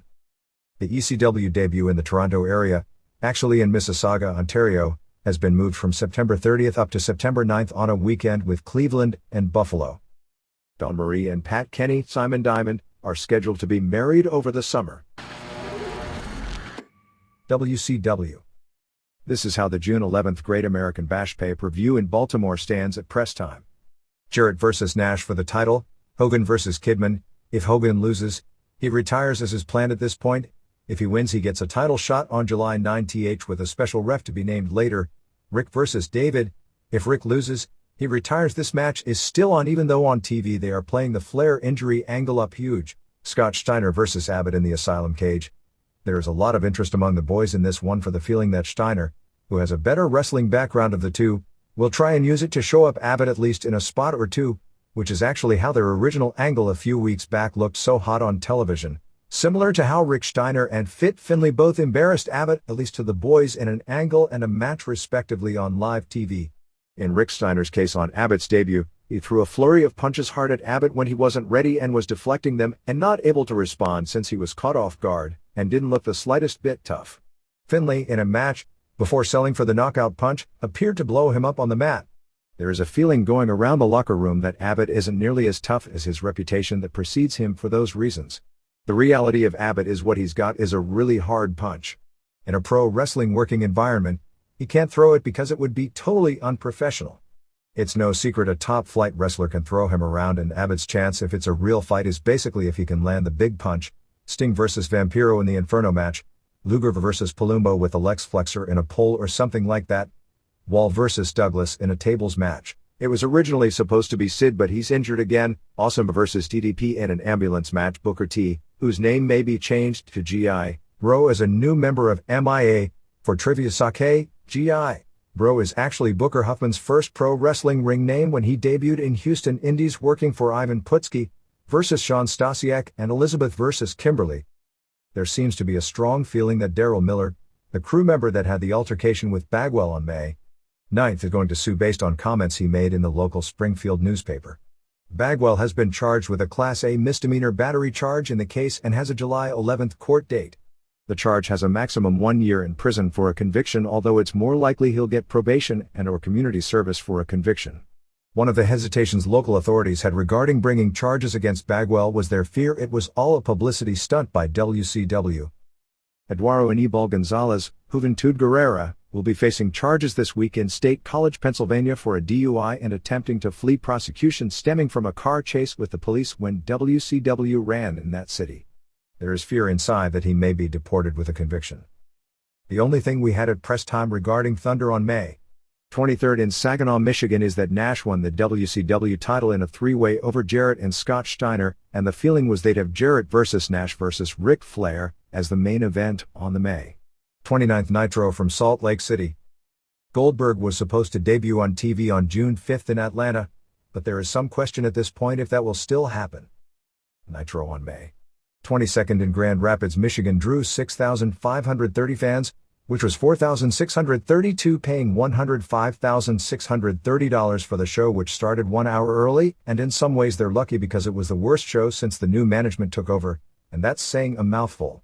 Ernest Miller beat Booker T in 4:48 with a Copo kick into sort of a Van Daminator type move. Terrible match. Miller is just hopeless once the bell rings. Before the bell rang as Booker was coming to the ring, Miller was showing off with the sticks and hit himself in the head, which didn't make it to the air. They did lots of weapon spots that looked bad. Stasiak interfered, but they don't do DQs anymore. At the production meeting, the feeling was to exploit what they took as a negative reaction to the WWF pay-per-view due to the DQ finish, so now they are on a clean finish kick, except they clearly have no idea what a clean finish is. They beat on Booker until the MIA made the save. Bischoff and Kimberly came out. Bischoff invited all the MIAs to join the NB. Weren't they all fired? They said no, and Tylene Buck pulled off her shots and showed her butt in her bikini bottom to the audience for a big pop. Bischoff fired Booker. Like anyone believes that. He explained he couldn't fire the rest of the MIA because he's got plans for them.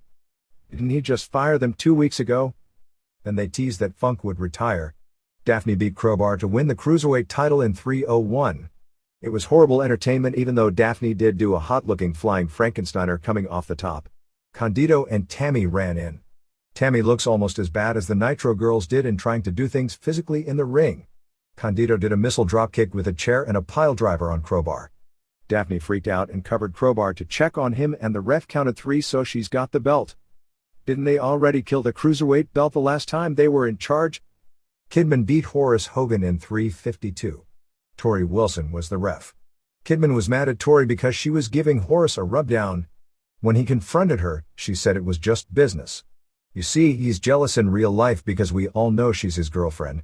So on TV, he's mad because in her role, she's faking like she's having a fling with Horace, which granted is a stretch for anyone to believe. The match wasn't good. Hulk Hogan came out and threw Kidman off the top onto Horace on a table, and they both went through. Hogan put Kidman on top, I guess for his enjoyment, and ordered Wilson to count the pin, which she reluctantly did. The FAs asked Ralphus and Smiley to wash their car. What morons. Of course, by the end of the show, the MIAs switched the soap for paint and ruined the paint job. Funk came out and teased his retirement, but his major announcement was that he was going to be a grandfather. Douglas and some of the NBs came out and said he should retire.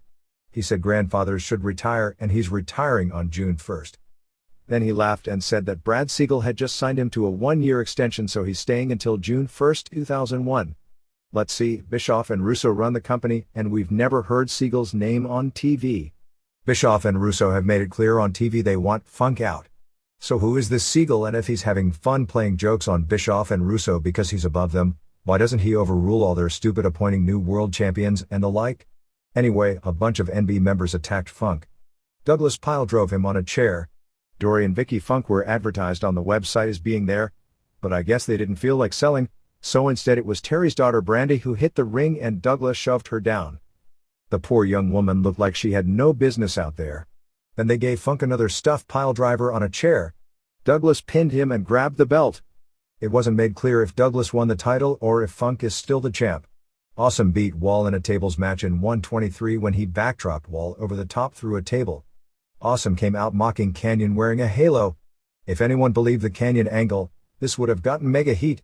Wall no-sold going through the table and got right back up. Awesome and Douglas started beating on Wall, but DDP came out of the back of the ambulance and threw Awesome in the back and the ambulance took off. Wall was pounding on Douglas backstage while this went on. Then they went to a cutaway with Russo holding a casket with a bench of NB members as pallbearers, including Douglas without a hair out of place, and Awesome in his regular clothes. Nobody has given me any kind of an explanation for this incompetency. They did the funeral.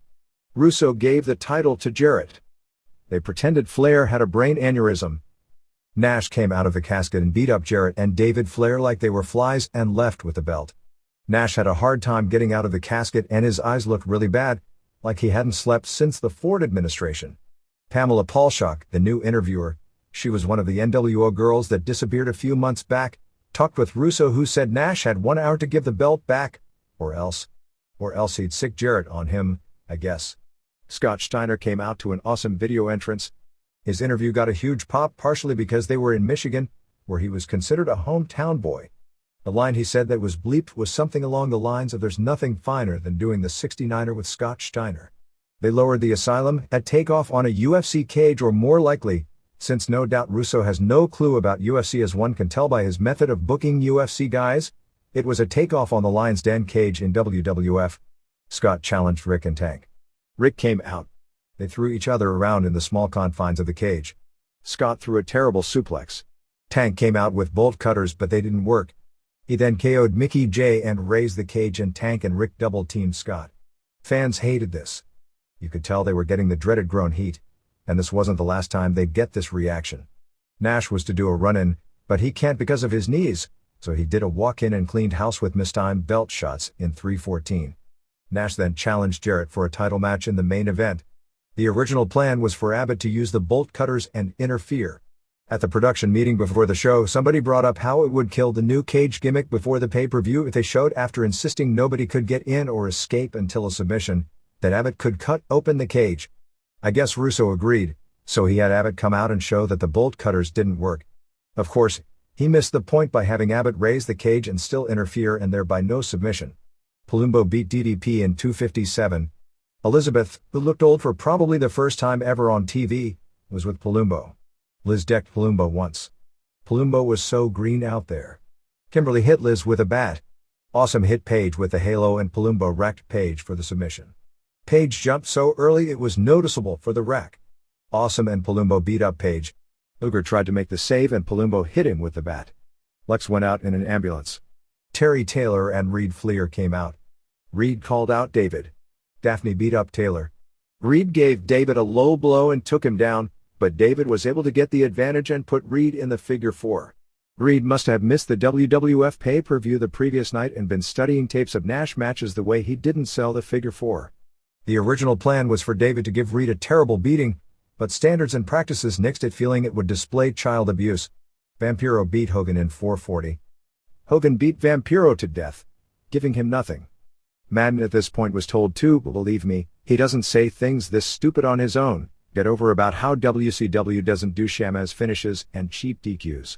Well, there were no DQs except I guess in the Asylum match, but except for Wall vs. Awesome up to that point there had been nothing but schmazz finishes. I knew this match was doomed the minute he said that, because WCW likes nothing more than to make their announcers look like fools. Another terrible match. Hogan leg dropped Vampiro, to make sure everyone knew he could win without even selling. Kidman came out and hit Hogan with a blowtorch and Vampiro pinned Hogan in 440. Yes, Hogan put over Vampiro, but somehow Vampiro looked like even less of a main eventer in the process. That's why Hogan always will be one step ahead of everyone, because the boys are even swerved to thinking he's helping others' careers. Sting made the save and laid out Vampiro. Hogan popped right up after the finish and whipped Vampiro with the belt. They showed the FAs mad at Smiley and Ralphus. Ralphus got decked, but the MIAs made the save. With Ralphus KO'd, they tried to get Tylene Buck to give him mouth-to-mouth. She didn't seem happy, but being the only one in the company that knows CPR and also looks good stripping to a bikini top at the same time, it was her role. Ralphus slipped her the tongue and the segment ended. Jarrett vs. Nash for the vacant title was next. Yes, Arquette draws record low ratings, but they keep the belt on him to swerve the fans, and the result is one of the lowest buy rates ever. Flair pops the highest rating in months, so they can't wait to take the belt off him. I guess if they don't have a title change every Monday, Nitro will have been a bad show. Russo beat up Billy Silverman with the belt and took over as ref, and wouldn't count to 3 as Nash took the entire match. Nash got right up after a chair shot. Nash kicked out of a belt shot. Steiner came out in the NB, overpowered him and handcuffed him to the ropes in the old crucifixion pose. Nash set up a powerbomb in the aisle on Russo when the blood, I believe it's a honey-like substance, a form of syrup and red dye which is the standard movie blood mixture, came from the ceiling. It wasn't the most embarrassing segment on the show, but it was up there. Nash waited forever because the stuff was late falling. Then it fell and missed him again. He at least tried by moving into the path of the red stuff, and did get some of it on him when he moved. Somehow that stunned Nash, but not Russo. Jarrett hit him with the guitar and pinned him to win the title in about 5 minutes. Some talk of doing Nitros toward the end of the year from both Australia and South Africa as the foreign tours in those countries are extended. They've already started doing promo work for Australia in the fall. Arn Anderson broke a bone in his foot on May 16th. He had either injured or broken it a few weeks earlier. There is a reason doctors tell people to take time off and let their injuries heal, which is something often lost on people in wrestling management, but never more than now. Anderson wasn't at the shows this past week and Chris Kanyon was working backstage at Nitro as an agent. Some notes on the May 16th Thunder show. The Flair deal was totally presented on TV as a wrestling angle. Instead of editing it off the show, they had Tony Schiavone go in studio and put in new commentary to call attention to it. Showed a photo of Flair in Charles Robinson's arms on the website the next morning, trying to build up the Russo feud. The people on the website were told specifically to mention it like it wasn't scripted ahead of time. If it was an angle, nobody was tipped off on it ahead of time, but this company has a history of that. When Flair won the title, the announcers weren't tipped off ahead of time, which is why none of them wanted to make the call and hurt the excitement of the switch, because they knew there had been a screw-up and reacted wrong. In this case, because they weren't aware of anything, nor was anyone giving them instructions aware of anything, they didn't call attention to it in the original commentary, probably figuring it was just a typical Flair sell job. They still book in the mode that if they can fool the announcers and fool the boys, that they'll fool the audience, where that correlates with drawing money by fooling the announcers, who are the ones who have to get the angle over to make it mean anything. I'm not sure. Most in WCW, and there are exceptions to this, are under the belief that this what happened when Flair collapsed in Lafayette, Louisiana wasn't scripted, but from that moment on everything that has been done is clearly a work. Others are thinking the whole thing from start to finish is, noting it came across as almost a duplicate of the heart attack angle, which Bischoff and Flair told nobody about ahead of time either and tried to work the boys, including Flair's closest friends in the company, that he really did suffer a heart attack on live television, and there were many articles in the media saying it wasn't a heart attack, but also that the moment was unscripted when it was pure wrestling angle. Flair was going to give up the title on the May 22nd Nitro all along. Flair is claiming to have an inner ear problem that affects his equilibrium, which is why he couldn't stand it, and has been at the doctors getting treatment for the problem. Flair had this problem in 1992 when he was dropped wrong by Ultimate Warrior. At this point he expects to be okay to wrestle on the May 29th Nitro. The original plan was for Rick to lose the retirement match to David and have rotator cuff surgery a few days later. The rotator cuff injury is nowhere near as serious as a similar injury he suffered several years back that kept him out of the ring for more than 6 months, and actually wound up revitalizing his career because he would do interviews on Nitro every week all dressed up and looked like and came across like a superstar, and his interview always popped a rating and became a show trademark. Dr. James Andrews in the MRI on the shoulder only found a small tear that could be fixed through arthroscopic surgery, which would mean he'd be ready to return in 6 to 8 weeks. The original plan was for Flair to lose the retirement match and then come back, probably for the September pay-per-view. However, Flair likes the angle with Russo, and with it being the only hot angle in the company, both he and Russo may change plans.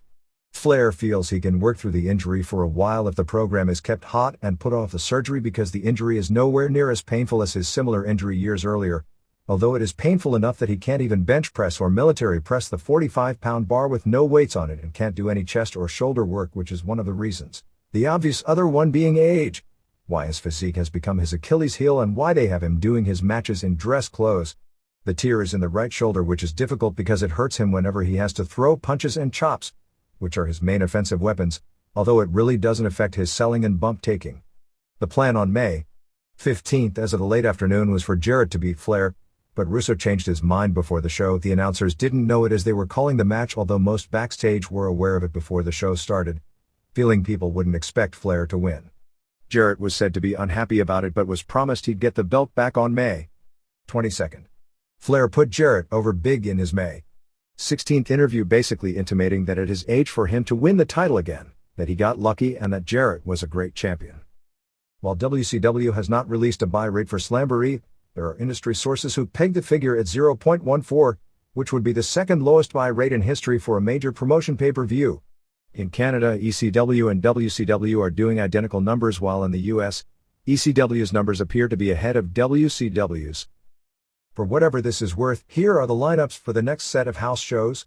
For June 21st in Butte, Montana and June 22nd in Missoula, Montana, it's Goldberg vs. Abbott. It is considered 95% to 99% that Goldberg won't be doing those shows. Conan vs. Nash, Scott Steiner vs. Booker T, Sid vs. Wall, Heat vs. Mamalukes vs. Harris Twins, Hennig vs. Stasiak, Miller vs. Bigelow, Dustin Rhodes vs. Knobs, Condito vs. Crowbar, 3 Count vs. Dragons, and Duggan vs. Finlay.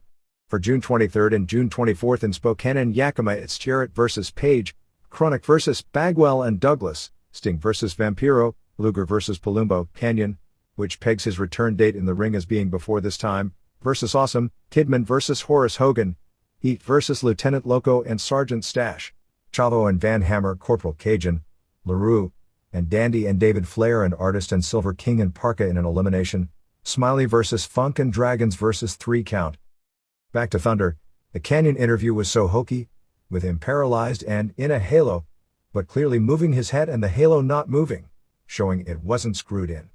Apparently this was done in more than one take because the first take this problem was noticed and he did it less the second time.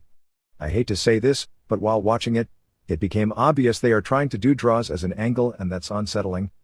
I expect it'll come out that the paralysis is a work at some point since they are into swerves, but maybe they'll do a double swerve and not do it because people have come to that conclusion. In the building, the audience live didn't care about the interview and it appeared that nobody took it seriously.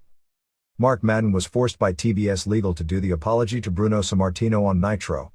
Madden had talked about various deceased former world champions turning over in their grave regarding Arquette winning the title like Pat O'Connor and Buddy Rogers, and mentioned Sammartino, who he's had a long-time feud with, actually based originally from an interview he did for this publication about 9 years ago with comments that David Sammartino made about his own, David's, usage of steroids and one of his brothers.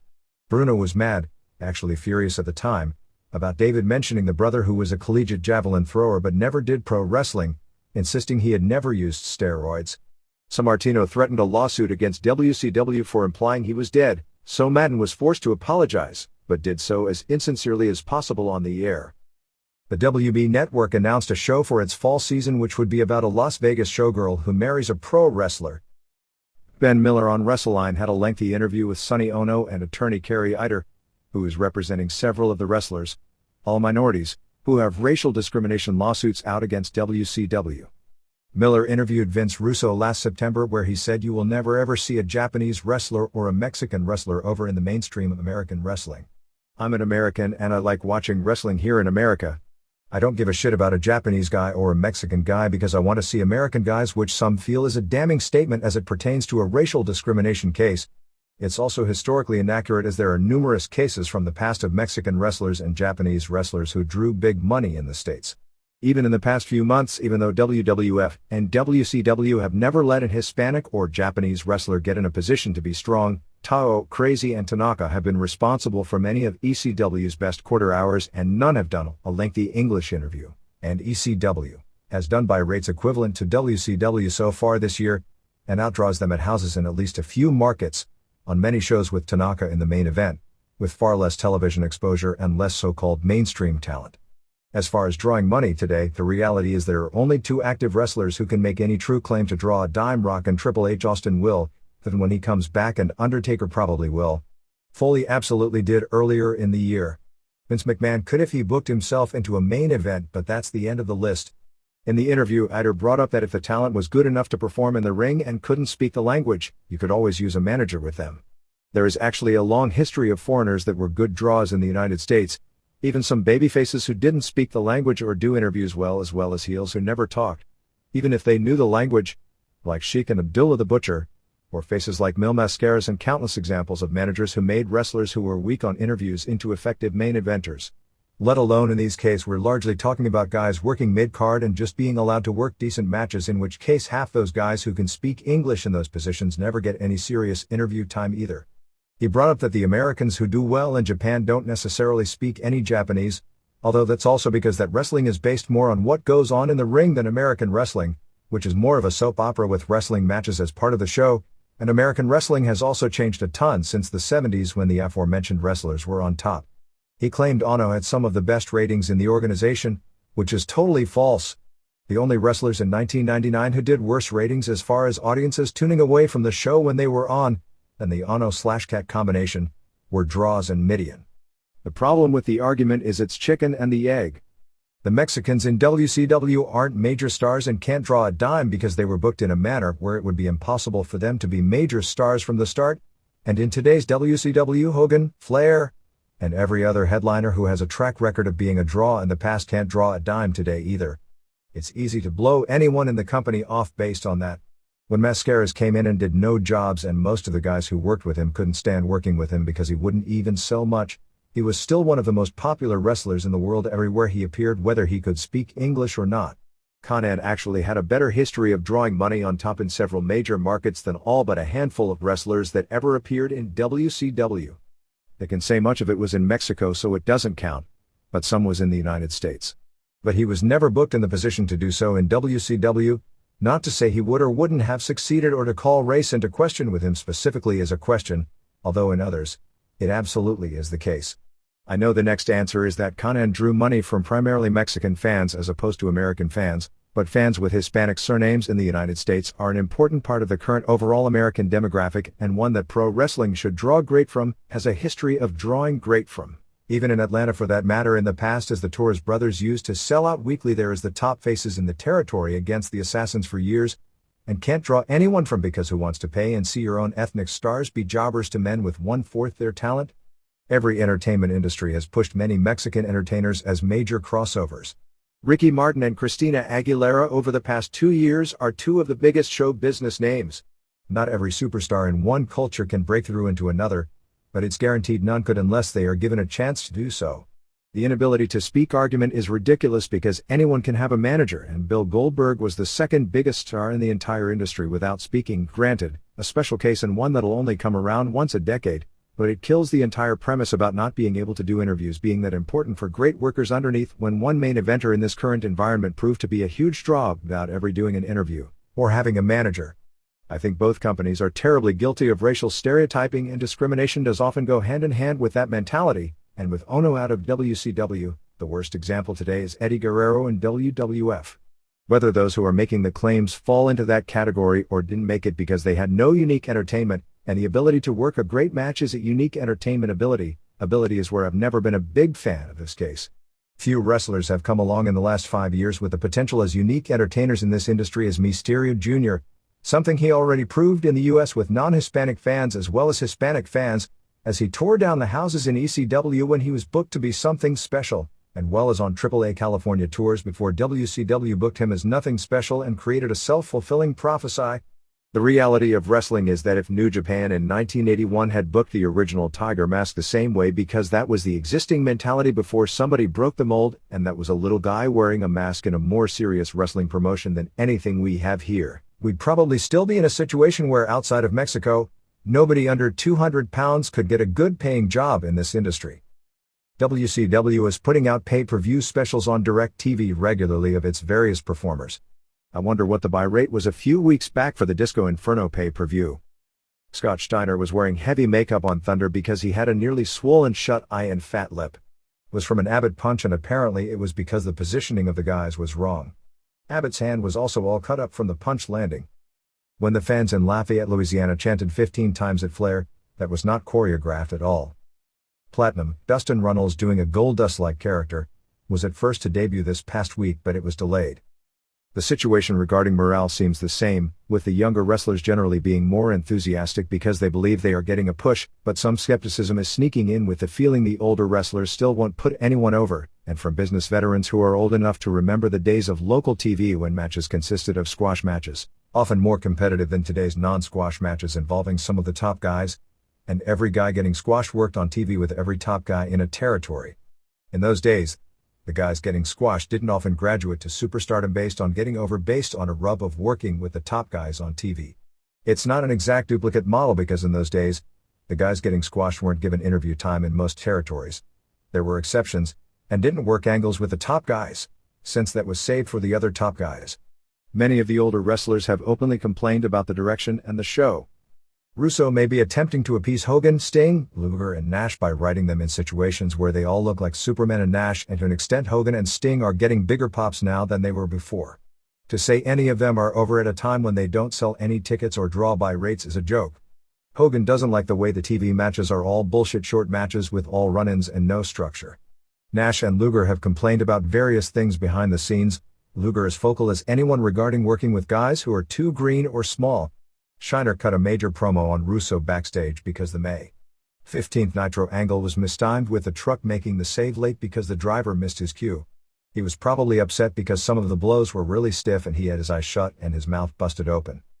Bret Hart, in an interview with Alex Merves on WrestlingObserver.com, said it would probably be late August at the earliest before he could wrestle.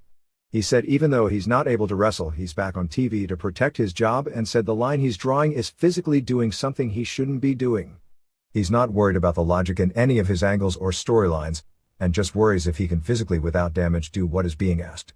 He said on one hand WCW has been fairly considerate because they could have fired him for being out this long. By contract, WCW had the right to fire him because he had missed so much time as of mid-April, but he said that if a baseball or football player were hurt in the course of a game and got a concussion and couldn't play, they don't cut his pay in half while he's recovering. He said that my problem was that I tried too hard to give Goldberg the best match that I could, and the person suffering is me. In regards to the 1997 Survivor Series, he said that he took the wrestling business way too seriously and overreacted to a business that even then never made that much sense. He said WCW didn't handle his entrance correctly and said McMahon had told him all along that WCW would never know what to do with him, and he was right to a degree. He thought his heel turn in November was meaningless and not good judgment at the time. He said that he stopped giving WCW booking suggestions because they never wanted them. He said his only real good angle in WCW was the Goldberg angle in Toronto, and he said he had to fight to get it done because if left to their devices, they'd have bungled it badly. They had Goldberg convinced it was going to ruin his career, and everyone was trying to figure a way to get Hogan figured into the angle to where Hogan would get the big final pop and not him. He said Bischoff sent Goldberg out way too early because he was scared the more Bret talked, the more Goldberg would get booed when he went out. He said at the time he was so sick of the lack of logic and the ability of WCW to recognize the difference between a good idea when there are so many bad ones they use every week. He said he has no interest in watching current wrestling because it's not the wrestling as he knows it and as his father knew it, and it has nothing to do with good work anymore. At one point the plan to headline the August 13th pay-per-view from Vancouver was for a Hogan vs. Hart title match, but Hart won't be ready by that time the way things appear. In his Calgary Sun column, he said that he doesn't know if he'll ever be able to come back but pegged September as the earliest date for a possible comeback.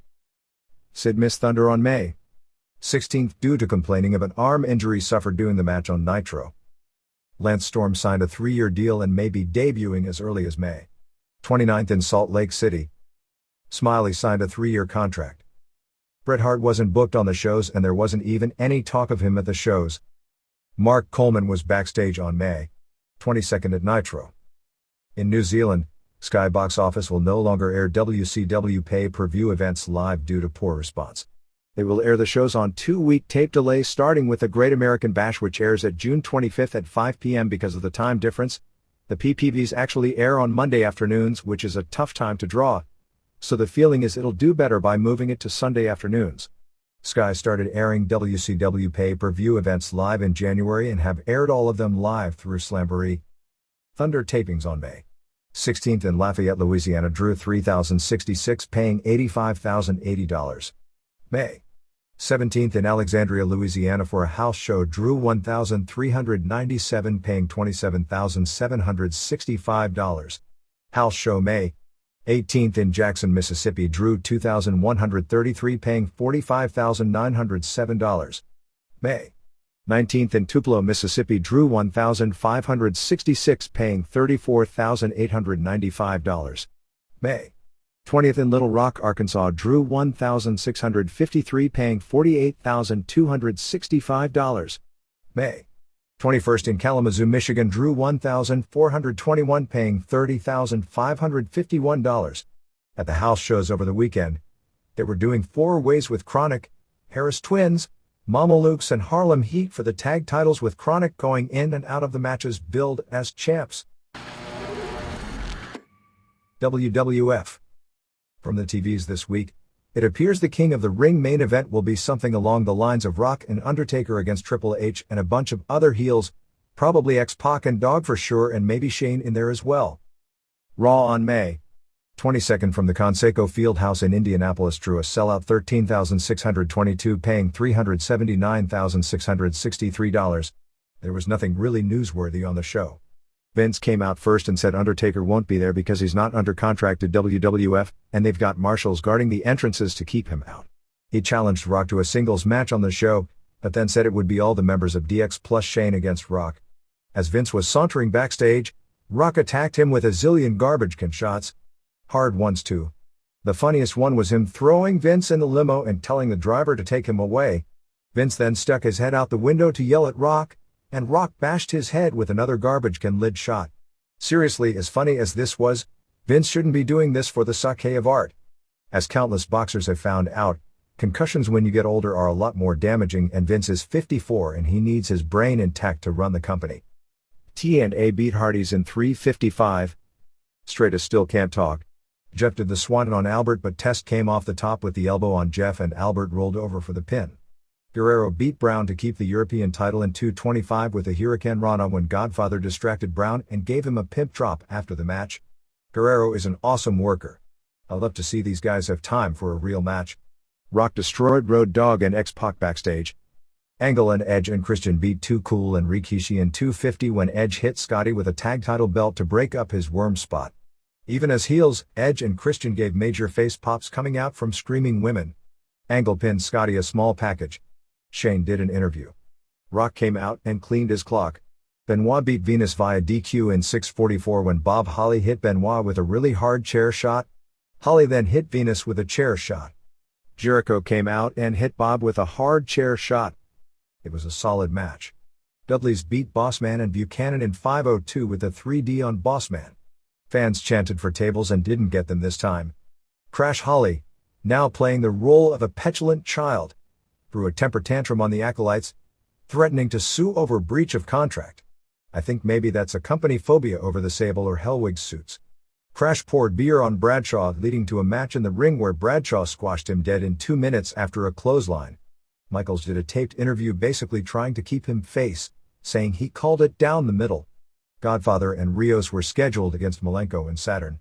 Earlier in the show, Rios was fooling around with the hose and got busted by Lita. Godfather offered Malenko 2 hose and he took them and left Saturn, who got no such offer. Saturn had to work a handicap match. But Lita shoved Rios off the top rope and Saturn pinned him after a brainbuster in 1:32. Show ended with a lengthy segment starring Rock and Triple H. They verbally jousted. Actually, Triple H got the better of Rock. The crowd was starting to cheer Triple H as a face somewhat here. It wound up with Rock fighting everyone in the company. There were 2 hilarious spots here. The first was Rock being unable to get his shirt off. It was buttoned and he couldn't get it over his wrist and he got majorly annoyed. He had a harder time taking his shirt off than he did going 60-minute the night before. Finally the cameras switched from showing his frustration to showing Ross and Lawler. I guess he eventually got it off. The second was Rock attempting to give Vince a rock bottom, and it was the worst rock bottom in history. This made Booker T's attempts with the Harris twins look like Hiroshi, who popularized the move in Japan and never screwed it up. But then again, he never worked with Vince McMahon and the Harris twins either. Undertaker came in with the bike and everyone sold big for him again. Rock eventually gave Triple H a rock bottom through the table, except when he would jump off the apron, where you could see him landing with all the weight on his good leg. Rock showed no effects of his knee injury the night before. The XFL got a second broadcast deal, as it will have Sunday night games in prime time on UPN starting in February, as well as one playoff game. The latest on Austin is that his surgeon, Dr. Lloyd Youngblood in San Antonio, reported that he's healing very well and his graft is getting stronger. It will be at least 3 months before healing is complete, and it won't be until that time that a return date can be estimated. That means Austin is extremely doubtful as far as having his big return match at SummerSlam as first hoped for, and a more likely estimate is Survivor Series or the October No Mercy pay-per-view. It is not out of the realm of possibility he could make a return at SummerSlam, but they won't get the word until probably 1 or 2 weeks before the show, so it would be in a run-in type of deal. Results from the tapings on May 23rd at Roberts Stadium in Evansville, Indiana, which sold out well in advance. In dark matches, the Dupes beat Pete Gas and Rodney. Todd Morton pinned Bull Payne. Fans weren't into it. For heat, Guerrero DDQ Bulldog when both hit the ref in a European title match. Guerrero showed he was a great worker because this was said to have been a really good match, and the last time one could say that about a Bulldog match was the fall of 1997. Crowd was totally into Guerrero was the face. People didn't like the finish, of course. Jericho beat TNA in a handicap match when Hardys interfered. Stephanie was watching. Jericho had the walls on straightest at one point. Jeff hit the Swanton on Albert and Jericho pinned him. Rikishi pinned Gangrel. Brown and Saturn beat Godfather and Malenko when Saturn pinned Malenko. They aired the Foley tribute video. They do this at many of the TV tapings during breaks. SmackDown opened with Vince in the parking lot. Taker came in and nearly ran Vince over. Vince came out with security and called out Taker. He told Taker that he didn't work anymore for the WWF and he'd have him arrested for trespassing. Taker said that Linda had just signed him to a contract. Man, the lines of communication in that family must be really bad. Vince then wanted Taker arrested for attempted vehicular homicide. Taker then told Vince that Linda said we don't do vehicular homicide storylines. Actually, that's how Russo would have booked it. They just had the cops leave because Vince had hit one of them and Taker was throttling Vince when Shane came out and Taker dropped Vince, who ran away. Edge and Christian challenged anyone to a title match that they hadn't already beaten. Guerrero and Chyna came out. Good match since Guerrero worked most of the way. Edge and Christian used the ring bell for the DQ. Crash sprayed beer this time on Farouk, who then destroyed Crash in a squash match with the Dominator on a garbage can. In a three-way to determine who gets an IC title shot on May 29th Raw, Bob Holly won over Jericho and Venus. Said to be the best match of the night. Jericho hit the lion salt on Venus, but Holly jumped on Venus for the pin. Vince was hanging out in the parking lot when Rock arrived. Vince told Rock he had the night off and didn't want any problems. Rock jumped back in the limo and told Vince to come to the window. Rock slapped Vince in the ear and the limo drove off, so that was how they wrote Rock off the show to rest the knee. Matt Hardy beat Rios in what was said to have been a great match. Rios gave Lita the moonsault after the match. Hardys ran off Rios and carried Lita to the back. So it appears Lita is going to manage the Hardys at some point in the near future. The McMahons were in the ring talking about how they needed someone to back down Undertaker and take him out. Vince said there was only one giant killer in the WWF, and then told Shane he was wrestling Taker in the main event. Too Cool and Dudley's beat Road Dogg and X-Pac, and TNA Angle beat Benoit via DQ in an IC title match. Great technical wrestling but no heat, which I guess will be explained because both are heels. Holly interfered, hitting Angle first and then Benoit with a chair, and I guess since he hit Angle first, Benoit was DQ'd. Snow pinned Buchanan. After the match, Buchanan and Bossman laid out Snow and Blackman. Finally, Taker beat Shane via DQ in a 2 minutes match. Taker probably isn't ready for a real match yet, when all the heels ran in, and Rock made the save. After the show went off the air, Rock did a lengthy interview and Taker came out and the two shook hands to end the live event. David Heath, Gangrel, is getting repackaged. There was some concern going into the pay-per-view because Pat Patterson, who is considered the expert at helping the wrestlers lay out their matches, wasn't going to be at the show, particularly as it pertained to the 60-minute match. Patterson was given time off because he's moving for the summer from Tampa to Montreal to be closer to his family, and this was the week he was driving his belongings up. Triple H laid out the match ahead of time with a little bit of fine-tuning from Jack Lanza. Randy Orton, the son of Bob Jr. and grandson of Bob Orton, will be starting soon for Ohio Valley Wrestling. The main event on the June 23rd Rock and Rumble at the Louisville Gardens, we listed most of the show last week, will be Kane and the Damaja vs. D'Lo Brown and Rob Conway. Sports Illustrated for Kids ran a sidebar asking various athletes whether they considered pro wrestling as fake. An interesting quote considering he's training right now for pro wrestling and has had offers from the three biggest wrestling companies in the world came from Brock Lesnar, who said he left that pro wrestling was degrading to amateur wrestling because of all the dedication and hard work that the amateurs put into their sport. May 23rd was the one-year anniversary of the death of Owen Hart, which led to stories over the weekend in both the Calgary Sun and Calgary Herald. There have been some media shows in Canada regarding the subject, and at the one-year mark the real sad thing is that if we look back at if any potential good was going to come out of this, just as the stunts and risk being toned down or even addressing the various problems that led to 10 wrestlers under the age of 40 passing away in the year 1999. And the truth is nothing has changed substantially. The Herald ran a story about the coincidence of the May 23rd date being the anniversary of Hart's death and that WWF is running on May 27th in Calgary. Martha Hart said she felt it was in bad taste for the WWF to come into town almost a year to the day of the death. She wouldn't discuss the case itself. The WWF said the booking was part of a Western Canada tour and the proximity of dates was coincidental. WWF spokesperson Gary Davis said the WWF would not do anything on the show as a tribute to Owen because he said, to do it at this date might not be taken in the right vein. Davis did surprisingly admit in the same article as it regarded the May 31st Stampede Wrestling show that has since been cancelled, that the show was to be a combined tribute to Owen and birthday party for Stu, who turned 85 a few weeks ago. Previously the WWF had denied the show was going to have anything to do with Owen, although internet posts by Chris Benoit made it clear Owen's name was part of the pitch in getting the wrestlers to volunteer to work the shows on their day off, which so many of them agreed to do. Bruce Hart, who was behind the May 31st show, said the Stampede show was cancelled due to pressure from Martha and Stu's lawyers, saying, "They raised a lot of hell and said it was insensitive. It was pretty disappointing." Bruce also said he felt bad the ordeal, aftermath of Owen's death, hasn't drawn the family together. Martha wrote a story in The Sun that ran on May 23rd which did talk about some of the aspects of the suit surprisingly, saying, "My husband Owen, waiting 10 minutes suspended 6 stories above a dark arena, trusting who he thought were top expert riggers with his precious life. Little did he know he was hooked up to a makeshift contraption which included a quick-release snap shackle clip meant for the sole purpose of rigging sailboats. Then it happened. The hook that was practically the equivalent of a paper clip released, and Owen fell." Kid Rock appears on Raw on May 29th in Vancouver to promote his new release, which comes out the next day. The Aggression CD fell to number 63 on the charts this week, having sold 23,914 units. WWFE stock closed on May 23rd at $16.75 per share, which is almost amazing that the stock is going nowhere despite the cover story in this week's Business Week listing the WWFE as one of the top growth companies in the country. There wasn't much to the article, which was only one page, listing the WWFE as number 3 on this year's hot growth list. Over the past 4 quarters, the WWFE has taken in $356.7 million in gross revenue on $287 million in expenses for a $70 million profit. Raw on May 15th in Cleveland, we forgot this last week, drew a sellout 15,281 paying $403,505. SmackDown tapings May 16th in Detroit drew a sellout 16,462 paying $385,258.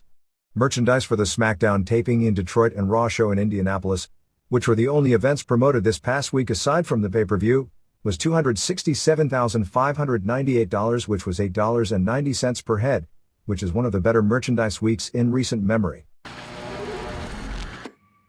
The readers' pages. Drug testing bill.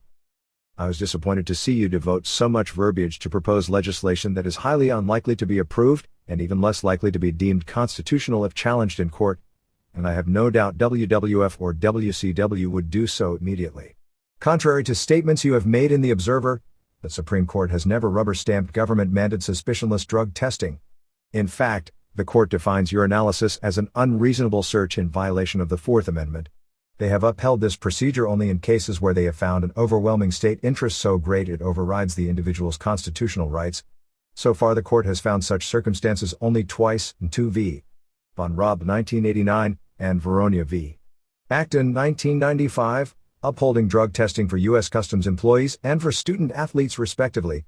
Both rules were 5-4 decisions, hardly overwhelming.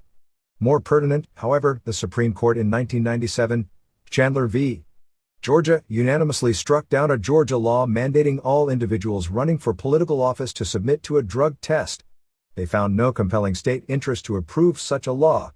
I dare say that if the Supremes found an insufficient state interest to drug test politicians, they would also find no compelling interest to drug test pro wrestlers.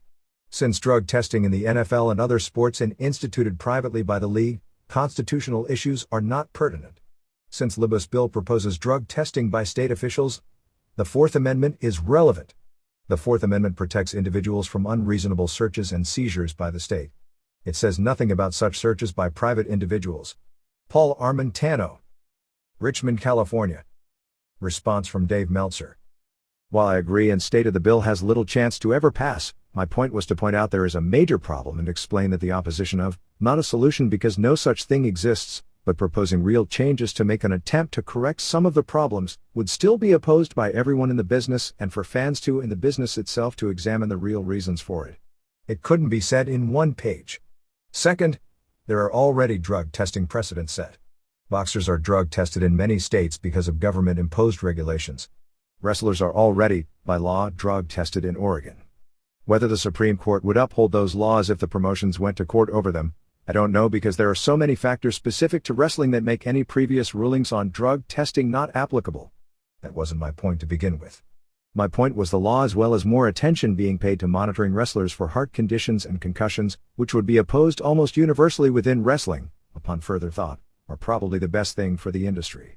While pro wrestling isn't a competitive sport, its athletic demands are a lot closer to sport than anything else and it should be regulated and monitored based on athletic demands but without monitoring attempts to fix outcomes like should be monitored in boxing since that's inapplicable to pro wrestling. Virtually all who have competed at a high level in both major sports and pro wrestling that I've spoken with say the physical demands in performing as a pro wrestler are tougher than in their more real counterpart. In that regard, it is certainly far closer to sport than it is to running for political office, and that comparison isn't valid because there is neither danger to opponents in the race if one of the candidates is using drugs, any evidence or court testimony of institutionalized drug abuse among candidates running for election, or a high mortality rate from drug overdoses of political candidates in the state of Georgia. In New York, as well as in about 24 other states, is regulated by the government under an athletic commission whose main function is to protect the well-being of the participants and guard fans against the actions of unscrupulous promoters. The only sports case I'm aware of involving drug testing that went to the Supreme Court ruled it was not unconstitutional to test athletes, and these were student athletes who certainly don't have the preponderance of evidence of a level of drug usage as pro wrestlers or the percentage of drug deaths. I'm aware of a lower court case which had a different ruling based on athletes in a sport, which I believe was diving because they couldn't show a reasonable cause in showing drugs were being used regularly in those sports and how they affected the sport. My point of the story is that the number of deaths of active pro wrestlers over the past few years should have resulted in major changes in the industry. If it happened in any other equally high-profile sport or entertainment business, the media pressure alone would ensure reforms. It took 3 deaths in 1 year after dozens of years with no documented deaths from cutting weight in college wrestling, a sport of far less popularity, which has about 3,000 to 4,000 participants, to lead to major rule changes in the sport to try and guard against what was considered the problem that led to those 3 deaths. The dehydration process involved in cutting weight. In Major League Pro Wrestling, which has about 200 participants and averages 2 to 3 deaths per year, pro wrestling as a whole averages far more than 3, because it is still considered as beneath serious media coverage, falls through the cracks. The fact wrestling can and probably always will avoid the heat no matter how many die because it can fall through the cracks is a pretty lame excuse to ignore the real problem by those in and around the industry. I don't believe they have popular website death pools for active pro baseball or football players and they do for wrestlers. Even if the laws would be thrown out and there are numerous arguments on both sides as they pertain to pro wrestling that are completely different for politicians, for competitive sport athletes, or for actors on Broadway shows, as wrestling is none of them. Nobody has yet to give me an argument why everyone in the industry should support industry-wide independent drug testing, other than the reality that everyone knows that pro wrestling as we know it can't exist with it, and the deaths have become an accepted byproduct of an industry that exists overall. And I don't mean this as a blanket statement of everyone or every company in the industry, but do mean it as a general statement for the industry as a whole, without a great deal of care of the welfare of its participants. Boxing, or the deaths that do occur somehow related to the sport, usually happen within the ring. Its top priority for fighter safety should be making the playing field as safe as possible while maintaining the integrity of the sport. In wrestling, the recent deaths and what commissions that are assigned to regulate pro wrestling should take steps to test wrestlers for the condition of their heart and their brain, as it pertains to multiple concussions in a short period of time, and their drug intake. I was happy to read your report on the possibility of drug testing the wrestling industry in New York. I think it's very important to differentiate each company from the industry as a whole. I had written a letter many months ago after one of the far too many wrestling deaths expressing the belief that the industry is a problem, but no matter how bad the problem is or it becomes, it is unfair to blame individuals. You wrote that WWF supporters can claim, with the exception of Brian Pillman, that company hasn't had a drug-related death over the past few years. That is fact. In the 18-plus years that Vince McMahon has headed the WWF, there have been only 2 drug deaths, Pillman and Rick McGraw, alluding to the fact that Rick Rude and Louis Spicolli, as well as others, had worked for the WWF, and that according to his ex-wife, Scott Hall, failed 10 drug tests before being suspended may be evidence that McMahon is living on borrowed time, and that statistic is nothing more than lucky, and I can't argue that point. However, this is still the United States, and no matter how strongly I or you feel about the problems within the industry as a whole, it is unfair to blame the drug-related deaths on Vince McMahon. The wrestling industry has a big problem, but to blame McMahon for deaths in Eric Bischoff's locker room, or anyone else's, is unfair. I do realize you have only the best intentions of the industry when you write about these problems, and to be perfectly honest, I don't think the WWF has been any better or worse in regulating these problems than anyone else. But they haven't had the same horrifying results. Lucky or not, that's the bottom line. If McMahon had 3 or 4 drug-related deaths among his employees last year, who is to say he wouldn't attempt to clean things up? Maybe you believe he wouldn't, and maybe you believe as the most powerful man in the industry he should try and clean things up because of the problems within the industry as a whole. In a perfect world, I would agree with you. But no matter how tasteless this sounds, it isn't his responsibility until the deaths are in his locker room. But if this issue gains steam, McMahon will be hurt the most because he is American wrestling. Many members of the mainstream press immediately link the WWF to each death simply due to a lack of research. McMahon and his company have displayed many faults over the years. This isn't one of them yet. John McMullen, Westchester, Pennsylvania. Response from Dave Meltzer. Everyone in the industry should have to play by the same rules. I read in a newsletter this week that in 1999, there were 10 wrestlers under the age of 40 who passed away, and that we are on track to beat that number this year. Many independents will have no deaths in their dressing room. That shouldn't mean their drug problems are any less of a problem than in a locker room, like WCW's, which has had several in recent years. If steroids are anywhere near as damaging long-term as the medical profession seems to believe they are, a lot of wrestlers did a ton of damage to themselves while trying to impress the boss and get a better spot in the WWF over the past 17 years. The fact that they may be suffering the health problems long after their careers are over, or didn't die while working for the group, doesn't make the situation any different. The NFL has commissioned studies of what happens to players after they retire as it pertains to health problems, and it would be scary to see the results of a similar survey of 1980s pro wrestlers. Racism. On your May 19th show, I found very interesting the discussion and the comments made by Ben Miller about Vince Russo. He mentioned that when Russo made the comment about Mexican and Japanese wrestlers, he felt there was no animosity or racial hatred as his motive in making the statement. Miller stated that he felt Russo was just being honest about his feelings, or something to that effect. That's probably true, but it brought to mind a real-life experience of mine in corporate America. I was working for a major utility company in California. All the employees from top to bottom had to attend a workshop on appreciating differences to help promote more unity among the ethnically diverse employees and better prepare the company for competition. The same situation WCW is in now. During the workshop, a friend of mine who was white, and also at the time was a manager and later became a top executive with the company, made a very interesting statement concerning why he felt there were not more blacks and other ethnicities in management positions. He said when he looked across the boardroom table, he wanted to see someone that reflected the same concerns, interests, and sensibilities that he has.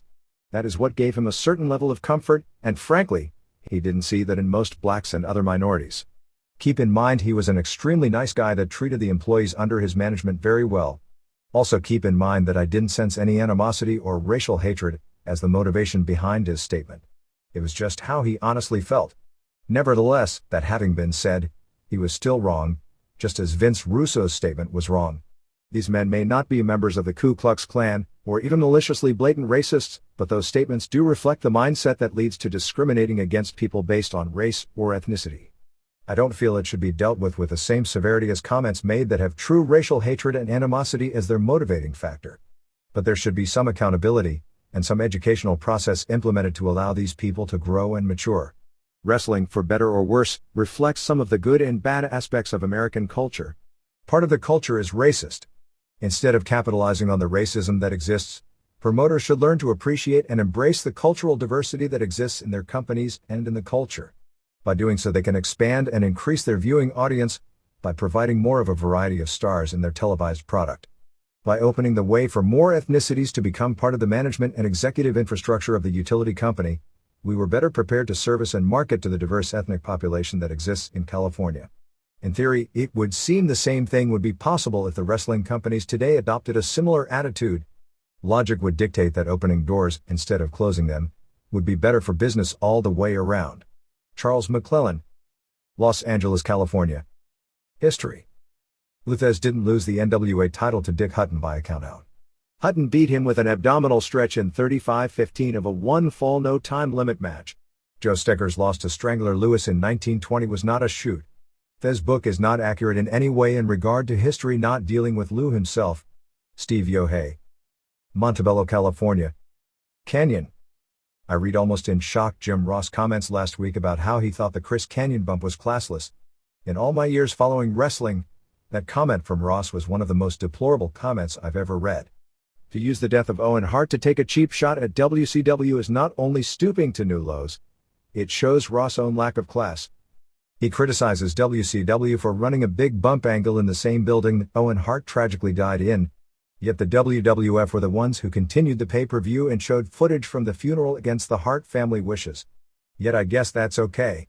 Ever since Eric Bischoff brought up on Nitro a few years ago that Ross was trying to get back into WCW while still working for the WWF, Ross has held a major grudge against his former employer. At every opportunity he gets, he takes cheap shots at WCW, some justified and some plain-out hypocritical. Mohammed Chatra. Birmingham, England. I think the Chris Canyon being paralyzed angle is totally tasteless. Doesn't Vince Russo remember Draws, who is really paralyzed? I couldn't believe that interview with him on Thunder. It was such a joke. I think Canyon should have a little more class than this. This is possibly the most tasteless angle in wrestling since the Big Show's dad dying of cancer. Maybe the next thing is Mike Awesome will drag Canyon's limp body with a car to end the angle. Alex Melly. In regard to the comment mentioned earlier about Jim Ross taking cheap shots at WCW for the Canyon bump at Kemper Arena and claiming it proves what a jerk he is, wasn't WCW the group that poked fun at Jim Ross' handicap? I guess that proves where the real jerks work. Daniel D'Angelo. Whether it's the clash of titans in the ring or the drama that unfolds outside it, we're here to break it down, match by match, feud by feud. Remember, in the world of wrestling, every day is a battle, and every victory is a story waiting to be told. Until next time, keep the passion alive, and never stop wrestling with the possibilities. This is the Pro Wrestle Machine.